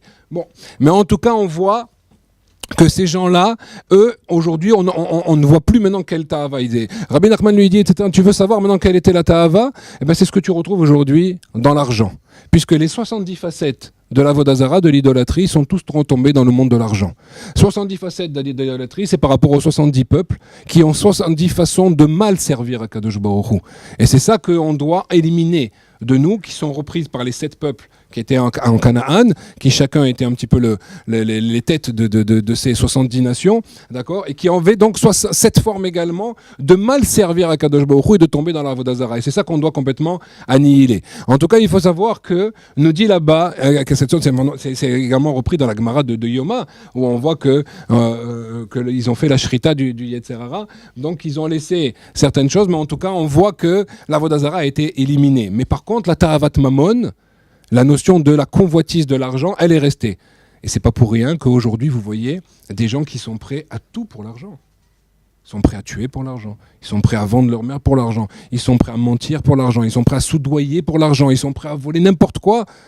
Comment ça c'est possible ? Eh bien, c'est exactement ça. Si on veut comprendre en fait la ta'ava qu'il y avait à l'époque dans l'idolâtrie, eh bien, regarde ce qu'il y a aujourd'hui au niveau de l'argent. Et là déjà, ça nous met un petit peu un bémol et on comprend un petit peu que ça ne doit être pas si facile que cela. Alors évidemment que plus il y a un ego et plus la vie de convoitise est grand, eh ben, nous dit le Maharal quelque chose d'extraordinaire, c'est que si maintenant la personne elle a cette convoitise d'argent, eh ben, qu'est-ce qu'elle a ? Ça veut dire qu'elle a un film d'argent entre lui et à Kadosh Baruch Hu. Or, qu'est-ce qui se passe quand on a une vitre et qu'on met un film d'argent derrière ? On obtient un miroir. C'est-à-dire qu'on ne peut se voir qu'à soi. Et donc, le message divin ne peut plus passer. D'accord ? Alors que Moshe Rabbeinu, qu'est-ce qu'on dit sur lui ? Aspakalaria Meira. Ça veut dire que lui, c'était quelqu'un qui était complètement une vitre translucide. C'est-à-dire qu'il n'y avait rien entre eux, si ce n'est un écran, parce qu'il fallait quand même un petit peu, comme quand il a demandé à voir Akadosh Baruch Hu, on dit tu ne peux pas me voir et vivre, mais en tout cas il y avait l'écran le plus fin possible, mais en tout cas c'était complètement translucide, et c'est pour ça, pourquoi ? Parce qu'il était justement complètement annulé devant Akadosh Baruch Hu. Et donc comme il était annulé, automatiquement le message peut passer, et c'est pour ça qu'il a été choisi pour transmettre la Torah. Si la personne était à 99,9% dans l'humilité, eh ben, toute la Torah aurait été fausse. Car chez nous, une vérité à 99% est du mensonge à 100%. Il ne peut pas y avoir de demi-mesure. Donc seul Moshe Rabbeinu pouvait avoir ce niveau. Donc ça c'est la notion de Akna. Le deuxième niveau nous dit le Baal Shem Tov, c'est la notion de Havdalah. Justement, donc c'est la notion de Prishut dont on parle maintenant, de se séparer de certaines choses. Et après on va arriver à quelque chose de beaucoup plus grand, qui est la notion de Hamtaka. Ça veut dire que là on va arriver dans les notions de Kedusha en fait. Ça veut dire qu'en fait tu vas réutiliser les mêmes choses, mais à des fins positives cette fois-ci. Donc au départ, la personne doit se séparer. S'il n'est pas au niveau du parouche, eh ben, il doit évidemment se séparer de la faute. Sourmera de la faute, de toujours être loin de la faute, d'accord ? Ensuite, aller vers les bonnes actions. Quand il arrive à un niveau plus élevé, il va se séparer maintenant de choses permises, mais qui vont lui permettre, on va voir en fait qu'il y a 3 notion dans la Prichut, en fait il y a une quatrième également qui est ramenée ensuite, également à laquelle fait allusion le Ramchal, c'est que premièrement, la première chose, c'est que tu dois t'éloigner, tu vas te faire toi-même des gdarim, tu vas te faire toi-même des barrières pour ne jamais arriver à quelque chose qui pourrait t'arriver encore une fois vers la faute. On n'est pas du tout dans la faute. La personne ne fait aucune faute puisqu'on a dit qu'on a dépassé le niveau de tzaddik. Mais il va se mettre lui-même des barrières au-delà de ce que le Shulchan Arour demande, ou ce que les Chachamim ont institué, de façon à ce que jamais il y ait la moindre ombre et moindre soupçon d'arriver vers une faute. Ça, c'est la première notion de ce que permet de faire la Prichut.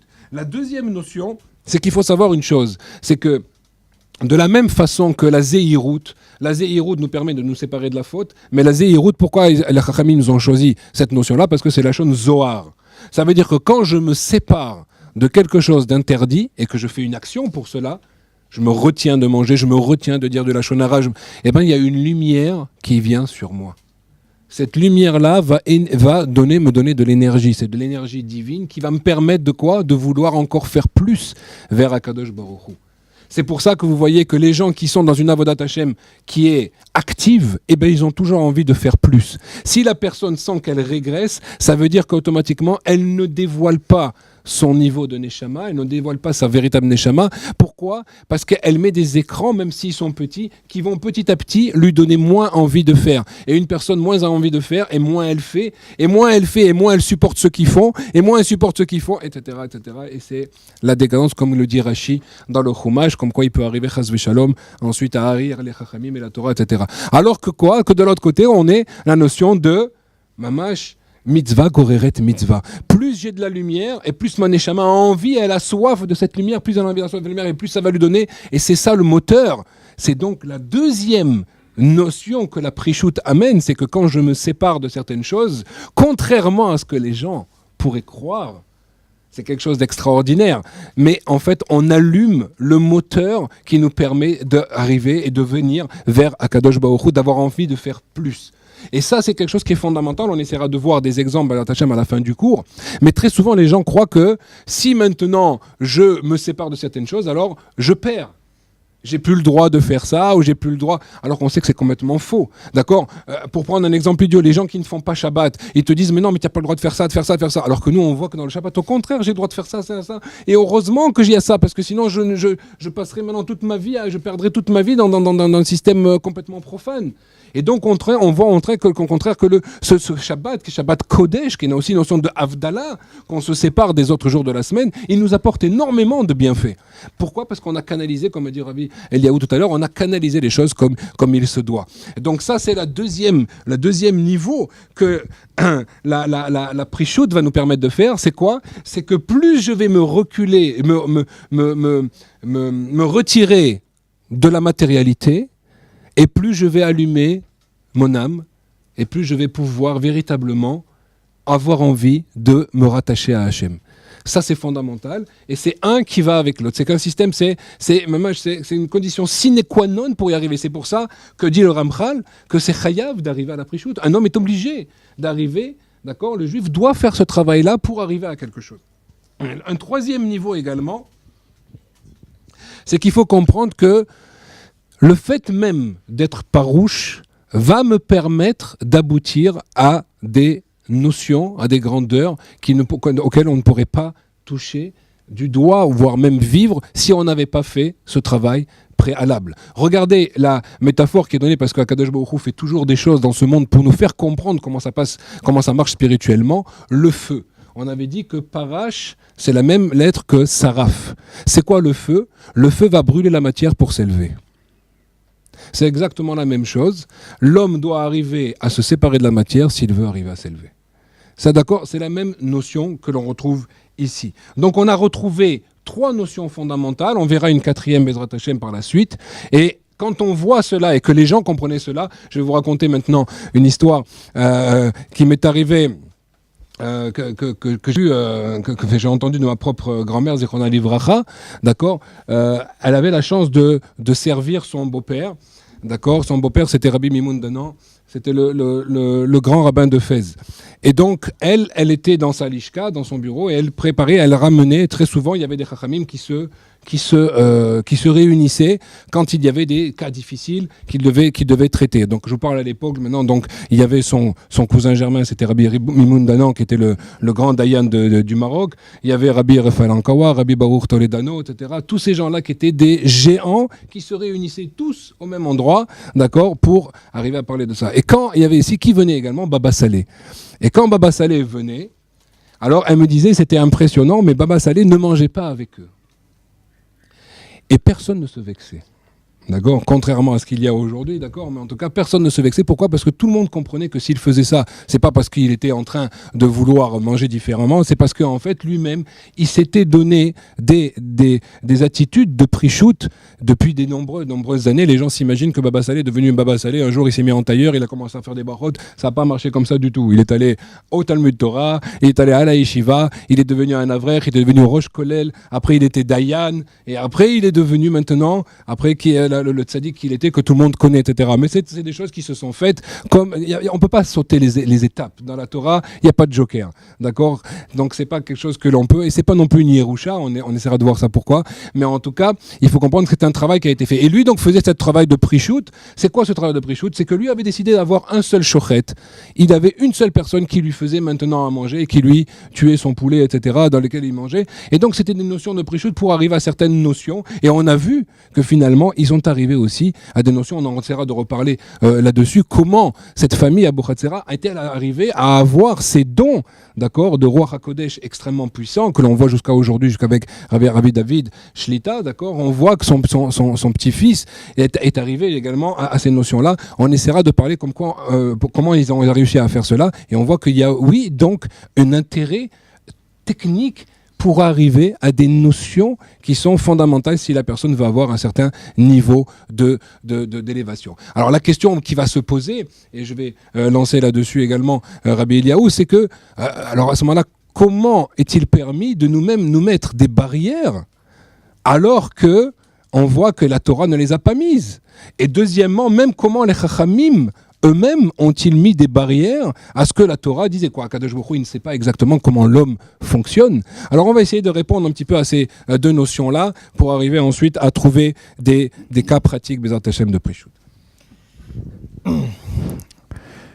Bien, alors pour continuer sur cette notion, c'est bien parce qu'on ne s'est pas concerté, mais on arrive à être assez complémentaires. Baruch Hashem. On devait se concerter, on n'a pas eu le temps nécessaire pour le faire, mais Baruch Hashem, Akadosh Baruch Hu a fait qu'on aborde les choses avec chacun notre éclairage. J'ai lu un jour que Rav Ovadia Yosef, Zerer Vetzadik Vekadosh Ivracha, est parti un jour chez le dentiste pour se faire arracher une dent. Et on a raconté comme ça que lorsqu'il est rentré chez le dentiste lui a dit, qui était un élève à lui, il lui a dit, tu sais, il va falloir que je te fasse une piqûre pour t'anesthésier la dent. Et Rav Ovadia Yosef lui a dit, c'est pas possible. Tu peux pas m'anesthésier la dent, je supporte pas les piqûres. Pas possible. Mais il a dit, je suis obligé de vous arracher la dent, parce que si je vous arrache pas la dent, vous allez souffrir terriblement. De l'autre côté, si je vous anesthésie pas, c'est pas possible que je puisse vous opérer. Il a dit, écoute, on va faire comme ça. Tu vas préparer ton matériel, d'accord ? Moi, je vais étudier. Quand tu seras prêt, tu m'attrapes par le bras, tu me dis, je suis prêt. Et tu vas m'arracher la dent sans faire d'anesthésie. Ah, le dentiste, vous imaginez, a commencé à avoir de la sueur qui coulait sur son front. Il a dit, mais Rav, c'est pas possible. Je peux pas arracher la dent de quelqu'un comme ça. C'est une molaire, une grosse dent, même si c'est pas une molaire, d'ailleurs, quelle que soit la dent. Sans anesthésie, il a dit, t'inquiète pas, mon fils, Akadosh Baruch Hu va nous aider. Alors, il a préparé son matériel. Du coup, il était un peu comme ça, tremblant. Il raconte dans sa biographie. Et voilà que le moment d'arracher la dent est venu. Il a dit, maintenant, Rav, Kvoda Rav, je suis prêt à arracher la dent. Le Rav, il a mis la main dans la poche comme ça. Il a sorti une petite guémara de poche qu'il avait. Il a commencé à étudier. Il a dit, tu me laisses 2-3 minutes pour étudier. Dans 2-3 minutes, je te ferai un petit signe, tu m'arraches la dent. Alors, il a étudié. Il a fait un petit signe. Il a dit, vas-y, maintenant, tu peux m'arracher la dent. Il lui a arraché la dent sans aucune anesthésie. Le Rav n'a pas bronché. Le problème maintenant, c'est qu'une fois qu'il a arraché la dent, le Rav ne bougeait plus. Il était comme ça, concentré, comme ça. Il a eu peur. Le dentiste a dit, voilà, qu'est-ce que j'ai fait maintenant ? Il a attrapé, il a secoué un peu le bras comme ça. Le Rav s'est réveillé, il a dit, ça y est, t'as fini, mon fils ? Il a dit, j'ai fini. On rentre à la maison. En vérité, voilà, on a expliqué, on a parlé de Baba Saleh. Voilà quelqu'un qui a été comme ça, farouche. Parouche qui a été entièrement consacré à la mission à laquelle il s'est voué toute sa vie depuis tout petit. Et quand on voit dans l'histoire, comme à juste titre l'a rappelé le Rav Kadosh, il n'est pas devenu Rav Ovadia Yosef du jour au lendemain. On raconte que quand il était petit, quand il écrivait tout ce qu'il étudiait. Il écrivait tellement qu'un stylo bic, vous savez un stylo bic, vous savez combien ça lui durait? Le stylo bic lui durait 1 heure, tellement il écrivait. Il écrivait tout ce qu'il écrivait, il apprenait par cœur, il apprenait. On dit qu'il avait une mémoire phénoménale, mais il a travaillé. Il a dit, vous savez, est-ce que moi je suis arrivé comme ça, à avoir une mémoire comme ça? Il dit, vous imaginez pas, une chose que j'étudiais de mon maître, je l'écrivais 100 fois, 120 fois, 150 fois. Il m'est arrivé d'écrire des fois 200, 300 fois le même passage, de l'écrire comme ça, pour le retenir. Alors bien entendu, c'est devenu une lumière du clan d'Israël, mais avec quel travail, quelle abnégation. Toujours dans cette notion de prichout, cette même notion que nous sommes en train d'évoquer, chacun à notre niveau bien entendu. Et en vérité, ça nous émerveille, mais il faut savoir qu'on a tous ce potentiel. Comme j'ai dit tout à l'heure, j'ai pas fini, que nous sommes tous des Kohanim. Pourquoi nous n'avons plus le nom de Kohen? Parce qu'il y a eu la faute des explorateurs, la faute des Meraglim. Mais s'il n'y avait pas eu cette faute-là en vérité, qu'une seule tribu, qui est la tribu de Lévi, qui a dit « Moi, je reste avec Moshe Rabbeinu, je reste fidèle à la parole d'Akadosh Baruch Hu », cette tribu-là, finalement Akadosh Baruch Hu, cette tribu-là va s'appeler maintenant Kohen, et elle va s'appeler Lévi. Mais en vérité, nous sommes tous Kohanim. Pourquoi? Parce qu'on a tous la même mission, on a tous le même potentiel. Nous sommes tous des stars. C'est pour ça d'ailleurs, vous savez, dans le business, quand il y a des juifs qui travaillent ensemble, au bout d'un moment, un, il vient apprendre chez un autre. Quelques mois après, lorsqu'il a vu ce qu'il fait, il monte sa boîte et il lui fait concurrence. Pourquoi il fait ça? Parce que c'est une star. Il dit pourquoi lui c'est un patron? Moi aussi je peux être patron. On est tous des patrons. Et vous êtes tous des patronnes, mesdames, excusez-moi. Voilà, si vous aviez des doutes, eh bien je vous le réaffirme. Les juifs, on est tous... Voilà, on est tous des kochavim, stars, on est tous des stars, comme a dit le Rav Citruc un jour. Les juifs, c'est tous des stars. Pourquoi? Parce que nous sommes prochim. Tant que nous sommes prochim, nous sommes des stars. Nous sommes des stars. Stars, ça veut dire kochavim. Nous sommes des étoiles pour Akadosh Baruch Hu et nous avons chacun une partition à jouer. Le Rav a abordé des notions, effectivement, ici dans le Ramchal. Il nous dit effectivement ces trois notions que sont, on l'a dit tout à l'heure, les défenses d'abord elles-mêmes, c'est-à-dire la défense, le Isurim Atzmam. D'abord, on s'interdit, on va faire tout ce qui est interdit. Ensuite, on va mettre une barrière. Alors la barrière, je fais une petite parenthèse, c'est ce qu'on appelle les xérotes. Souvent, il y a des gens qui disent, mais attendez, ça, c'est pas marqué dans la Torah. C'est des rabbanim. Comme si c'était maintenant, puisque c'est les rabbins qui l'ont dit, c'est moins important que ce qu'Akadosh Baruch Hu a dit.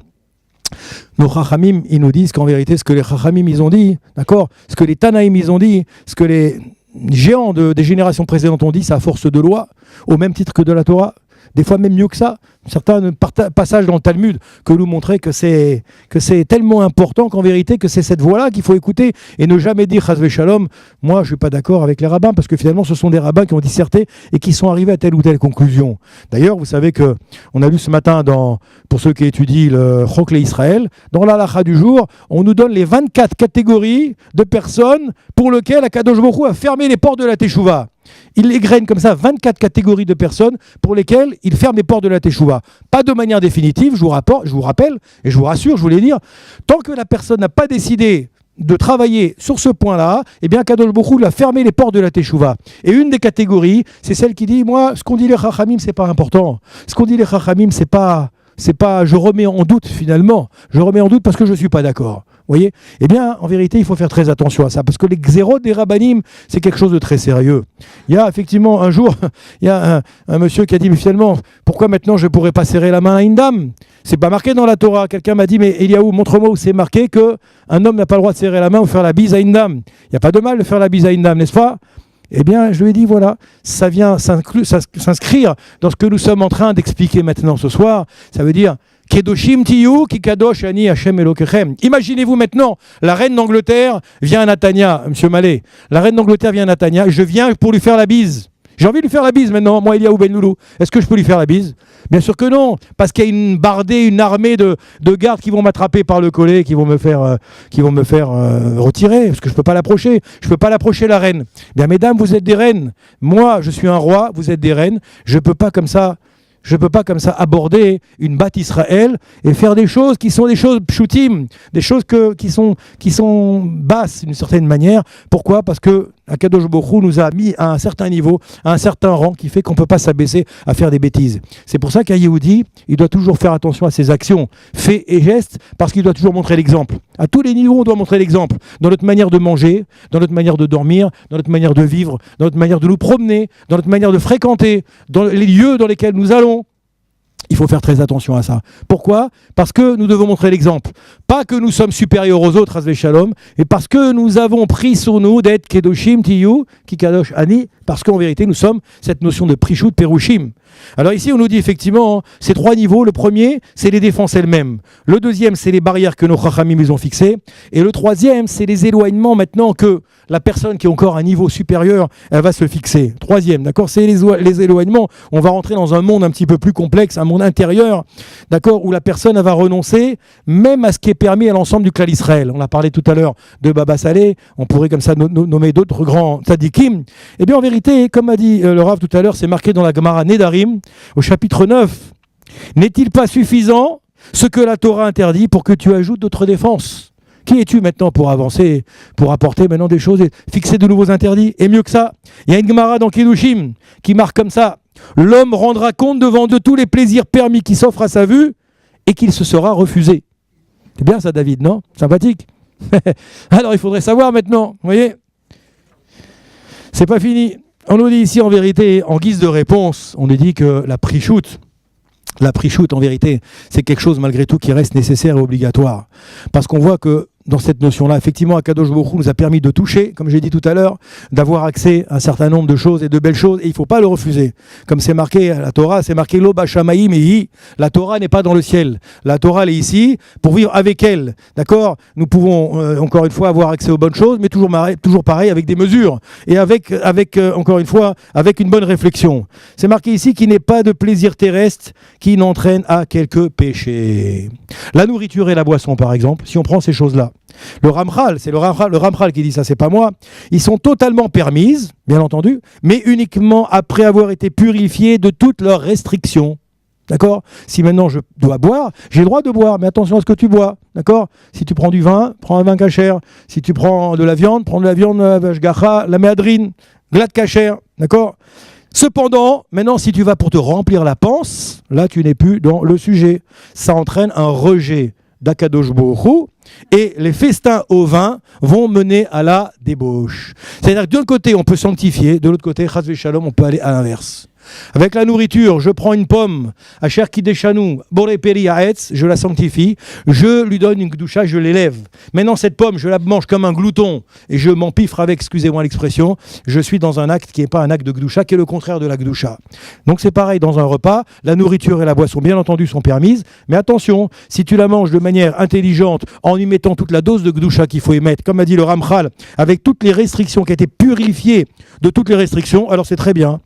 A fortiori, on nous dit comme ça, et c'est pareil pour tout maintenant, c'est pareil pour tout. On nous dit pareil, par exemple, on nous dit maintenant, l'homme quand il doit travailler, comme a dit tout à l'heure, le Rav va aborder un petit peu cette notion, l'homme qui doit travailler maintenant, il va peiner dans les affaires, il peut faire les choses de manière cachère, et il n'y a aucun problème de travailler. Il n'y a pas de issue de travailler, au contraire.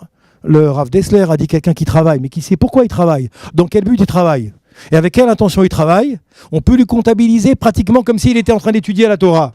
Pourquoi ? Parce que quand il travaille, il sait qu'il le fait parce qu'il va aider la synagogue de M. Mallet, par exemple. Ou il sait que par exemple, il va aider des gens qui sont dans la difficulté. Ou il va aider un kollel. Ou lui-même, il va pouvoir peut-être, contribuer à construire une synagogue, à faire du bien, vous avez compris, autour de vous. Il dit, celui-là, quand il travaille, pour nourrir sa famille, tout simplement, nourrir sa femme, ses enfants, eh bien, c'est une madriga déjà élevée en soi. De travailler dans le but d'être l'agdil Torah ou l'agdir, de grandir la Torah. Il dit, si maintenant il travaille, mais que c'est uniquement pour aller s'éclater et aller voler et aller faire des affaires les plus tordues les unes des autres et aller essayer d'écraser son voisin, son concurrent, etc. et faire des malversations, malheureusement, il est dans l'autre face, malheureusement, de l'aspect du travail. Ainsi de suite. On va voir dans toutes les notions comme ça, on pourra voir à chaque fois le Dr Jekyll et Mr Hyde, comme ça. Parce qu'en vérité, l'être humain est fait de cette manière-là. Comme j'ai toujours plaisir à le dire souvent dans les shiurim où j'ai l'intention d'intervenir, on a chacun dans nous, comme ça, une petite partie de Dr. Jekyll et Mr. Hyde. D'accord ? Nous sommes là ce soir en communauté. On présente notre meilleur visage, notre meilleur aspect. Nous sommes souriants, nous sommes agréables, nous sommes avenants. Mais finalement, chez nous, entre nos quatre murs, qui sommes-nous vraiment ? Vous ne me connaissez pas, pour certains d'entre vous. Peut-être que chez moi, je suis un tyran. Peut-être que je suis un tyran. D'accord ? Moi, vous savez, j'étais dans une communauté. Juste avant de redonner la parole au Rav Kadosh, je dirigeais une communauté pendant des années. J'ai connu une fois une famille que je connaissais depuis 35 ans. Je les connaissais, et vous voyez, famille respectable, costume, cravate, souriant à la synagogue. Un jour, en pleine nuit, on m'appelle à 4h du matin, j'étais rabbin de la communauté à l'époque, et il y a où, il faut que tu viennes tout de suite, il s'est passé quelque chose de très grave dans cette famille. Je suis sorti, j'ai enlevé le pyjama, je me suis habillé, je suis parti, et je suis arrivé là-bas, il y avait une femme qui avait l'œil au beurre noir, la maison était sans dessus dessous, je lui dis, qu'est-ce qui se passe ? En vérité, le monsieur, il frappait sa femme. Le problème, c'est qu'il a frappé, c'était pas exceptionnel, c'est qu'il a frappé depuis des années, mais on ne le savait pas. Parce que ce monsieur, quand on le voyait en collectivité, il était exemplaire. En vérité, voilà. Tout ça pour nous dire que ce dont nous sommes en train de parler, c'est effectivement quelque chose d'extrêmement important. Parce que c'est de cette manière-là qu'on peut avancer et qu'on peut effectivement faire en sorte de grandir et de progresser. Donc, la pre-shoot, pour terminer juste sur cette notion-là, tout ça, en vérité, il faut faire très attention de savoir de quelle manière on utilise les choses. Akadosh Baruch Hu nous a donné des kelim, il faut les utiliser, mais à bon escient. Chazak. Pour terminer, je pense, alors, juste pour reprendre ces notions donc de Xérot que l'on fait, c'est important ce qu'a dit Rabbi Eliaou, parce que trop souvent on entend les personnes qui disent que véritablement ces choses-là appartiennent, c'est les rabbins qui ont fait ça, etc. Nous on faisait pas ces choses-là, etc. Bon, c'est évidemment ça. Celui qui étudie un petit peu, il voit que ça ni queue ni tête de dire de tenir de tels propos. Il y a trois types effectivement d'interdits que l'on peut avoir. Des interdits de la Torah, les interdits des Rabbanan et les interdits, comme a dit Rabbi Eliaou, donc l'homme va se mettre sur soi-même, et ça c'est la notion de pre-shoot. Juste pour donner un petit peu une définition, c'est très important de comprendre que toute personne a besoin d'un cadre pour pouvoir s'épanouir. C'est quelque chose de fondamental. Akadosh Baruch Hu le sait très bien, et tous ceux qui ont éduqué des enfants le savent très bien également. À partir du moment où plus le cadre va être rigide et plus l'amour à l'intérieur va être fort à l'intérieur, et ben plus l'enfant sera épanoui. Le malheur de la société d'aujourd'hui, c'est de briser les barrières et de croire qu'en étant libre, on va arriver à quelque chose. Malheureusement, on arrive à en faire des tyrans, parce que ils ne sont pas responsables, c'est nous qui sommes responsables, c'est les gens qui font la société ou les dirigeants de ces sociétés qui sont responsables. Et aujourd'hui, je vous avoue qu'on arrive à du n'importe quoi, c'est vraiment du n'importe quoi. Quand on voit ce qui se passe aujourd'hui en Europe, il ne faut pas s'étonner après qu'il y ait des problèmes. Et que ces problèmes-là, ils arrivent au même moment où ils font des décrets justement d'aller permettre des choses qui sont complètement absurdes au niveau de la logique et des mœurs qu'il peut y avoir. Imaginez, je ne sais pas si vous imaginez comment va vivre un enfant qui a deux pères. Qu'est-ce que ça va faire ? Qu'est-ce que ça va faire quand il va être grand ? Parce que d'après tout, n'importe quel psychologue sait très bien que même si un enfant n'est pas bien, même si un enfant il y a quelque chose qui ne va pas, ou même quelque chose qui a une situation précaire dans la maison, etc. Mais il y a une chose qu'un homme garde toujours et qui le sauve, c'est qu'il sait d'où il vient. Ces enfants-là n'auront même pas cela. Donc imaginez combien c'est grave. Donc la Torah, elle va déjà donner un cadre. Dans ce cadre-là, c'est pas maintenant au niveau matériel, c'est au niveau spirituel. Si maintenant une personne dépasse ce cadre-là, il bousille sa neshama. Il se fait du mal. Il se met un écran entre lui et Akadosh Baruch Hu. Il ne peut plus recevoir la lumière divine. Akadosh Baruch Hu souhaite lui donner la bracha, il s'empêche de la recevoir. C'est ça ce qu'on appelle les interdits. Comme ça le définit le Rav Aaron Kotler. Et il dit que c'est quelque chose de fondamental de comprendre que toutes les mitzvot lota'aseh et les interdits de la Torah, c'est en fait pour ta protection. D'accord ? Le Shabbat, fais attention de ne pas faire certaines choses. La kashrut, Nida, toutes ces choses-là, elles sont là pour te protéger, pour protéger ton âme. Ensuite, les Chachamim, eux, vont donner dans des périodes précises des décrets parce qu'ils vont voir que si on ne tient pas ces décrets, l'homme va arriver vers la faute. Et donc ces décrets-là, ils ont changé dans le temps, effectivement, parce qu'il y avait des générations où ils jeûnaient beaucoup plus qu'aujourd'hui, on n'est pas capable de le faire, d'accord, etc. Ça a changé dans l'autre sens. Maintenant, au niveau de la prichout, ce n'est pas maintenant des décrets au niveau du temps, c'est des décrets au niveau du nefesh. Ça se trouve maintenant au niveau de l'intériorité de chacun. Et c'est pour ça qu'en fait, dans la prichout, la personne va se mettre des barrières qui sont propres à lui. Il faut extrêmement bien se connaître, parce que s'il fait quelque chose qui est trop fort pour lui, eh ben, il va tomber. S'il fait quelque chose qui est au-dessous de lui, il va redescendre également. Il faut exactement se connaître. C'est pour ça que le nazir, par exemple, il y a deux types de nazirs. Il y a un nazir qui doit amener un korban. Pourquoi ? Parce que lui, il n'était pas au niveau de se séparer de ces choses-là et c'était une faute pour lui.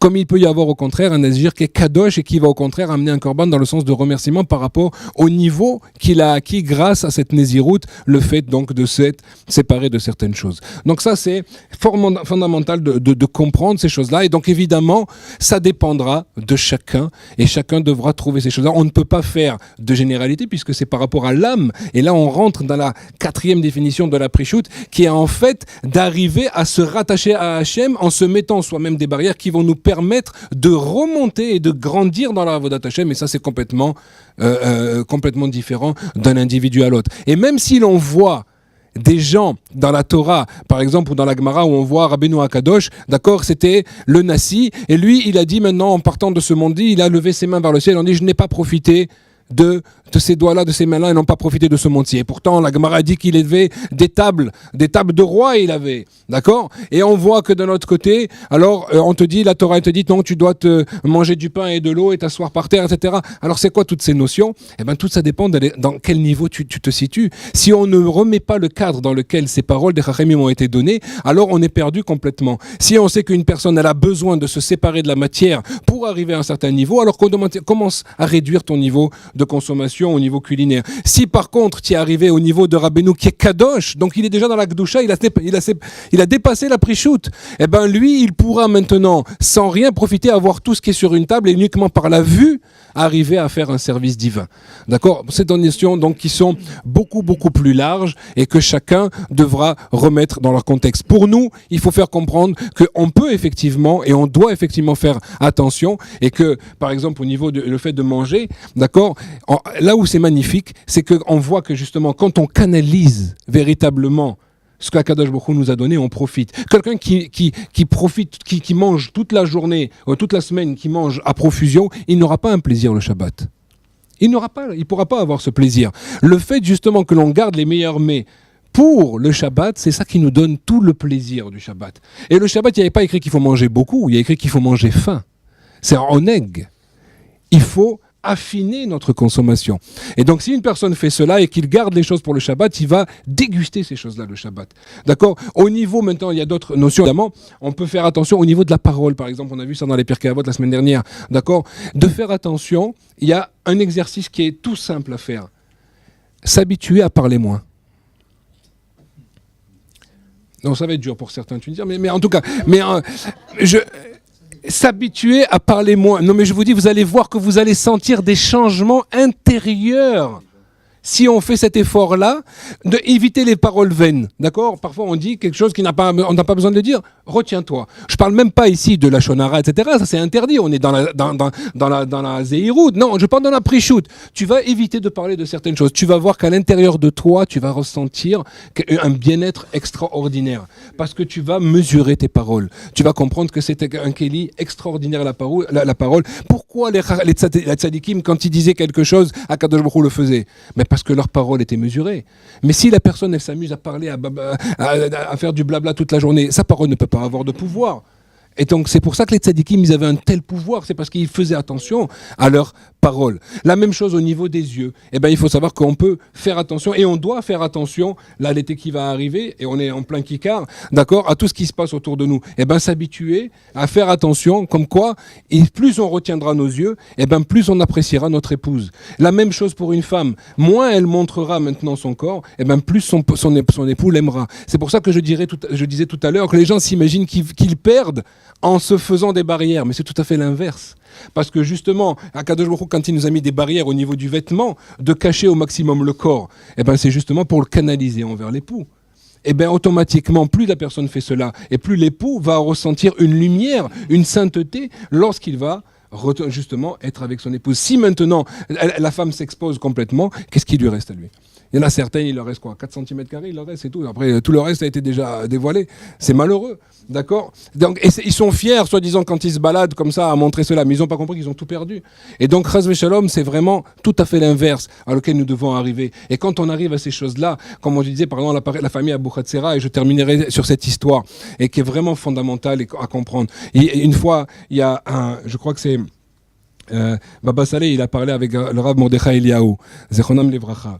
Et il leur a dit, mais je ne comprends pas, comment est-ce que vous êtes arrivé à ce tel niveau de Kedusha et de Ruach HaKodesh ? Si c'est par rapport à la Torah, nous sommes aussi une famille de Chachamim. Si c'est par rapport à l'ascendance, alors nous avons aussi des grands rabbanim dans notre ascendance. Si c'est par rapport à la Kabbalah, nous avons tous étudié la Kabbalah. Son père aussi était immensément grand au niveau Kabbalah. Alors il posait la question, il dit, quelle est la différence ? Il a répondu, les yeux. Il dit, nous ne sortons pas, vous sortez. D'accord ?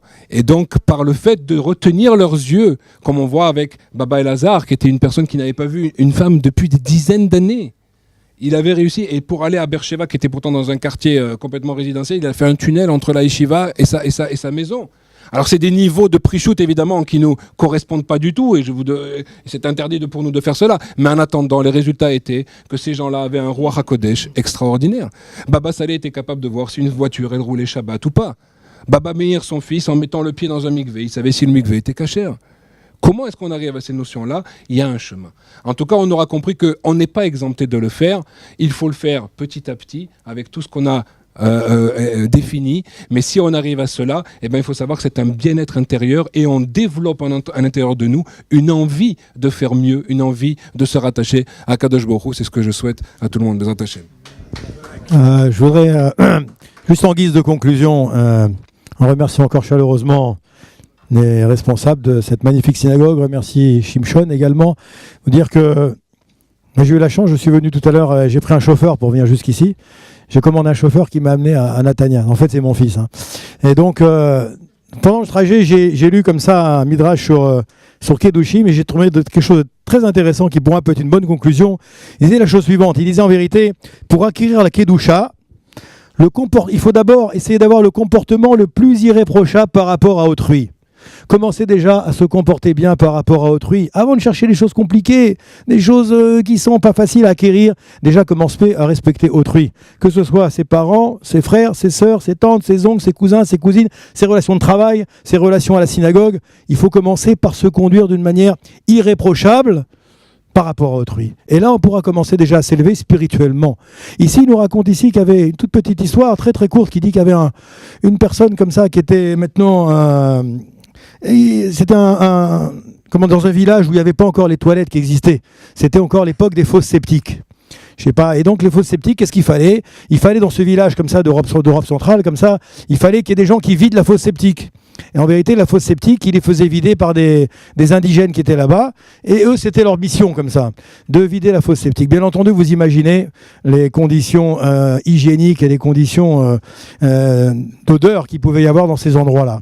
Et ils se sont rendus compte que ces indigènes, à force de s'occuper de ces fosses septiques tous les jours, en vérité, ils ne bougeaient plus de ces endroits-là. Et quand même, ils devaient s'arrêter pour manger, ils s'arrêtaient là où il y avait la fosse septique, avec les pieds, les ceci, les cela, je vous passe les détails, et ça ne leur faisait plus aucun effet. Aucun effet. Le Rav, bien entendu, qui a raconté cette histoire que la Kedusha c'est comme ça et la Touma c'est comme ça. Quand on s'habitue comme ça à vivre dans la Touma, malheureusement au bout d'un moment, on est insensibilisé, on est anesthésié par la Touma et on se rend même plus compte du matzav dans lequel nous sommes. Et pour ça, il faut effectivement des fois des électrochocs que Kadosh Baruch Hu va nous envoyer pour sortir comme ça, s'extirper comme ça de cette Touma dans laquelle nous sommes des fois englués, nous sommes des fois enlisés, nous sommes des fois anesthésiés. Alors Baruch Hashem, quand on a le srout, nous d'être habités en Israël, d'habiter comme ça, nous sommes dans l'antichambre d'Akadosh Baruch Hu, eh bien il suffit simplement que d'être à l'écoute, que de tendre le cœur vers le haut et de baisser les yeux vers le bas, comme nous disent les Bekoubalim, et de suivre la voie qu'Akadosh Baruch Hu a tracée pour nous. Je vous souhaite Bezrat Hashem que vous puissiez vous élever, Mechaïl el Chaïl, dans les sentiers de la Torah, des mitzvot, des Maasim Tovim. Amen Keni Ratson.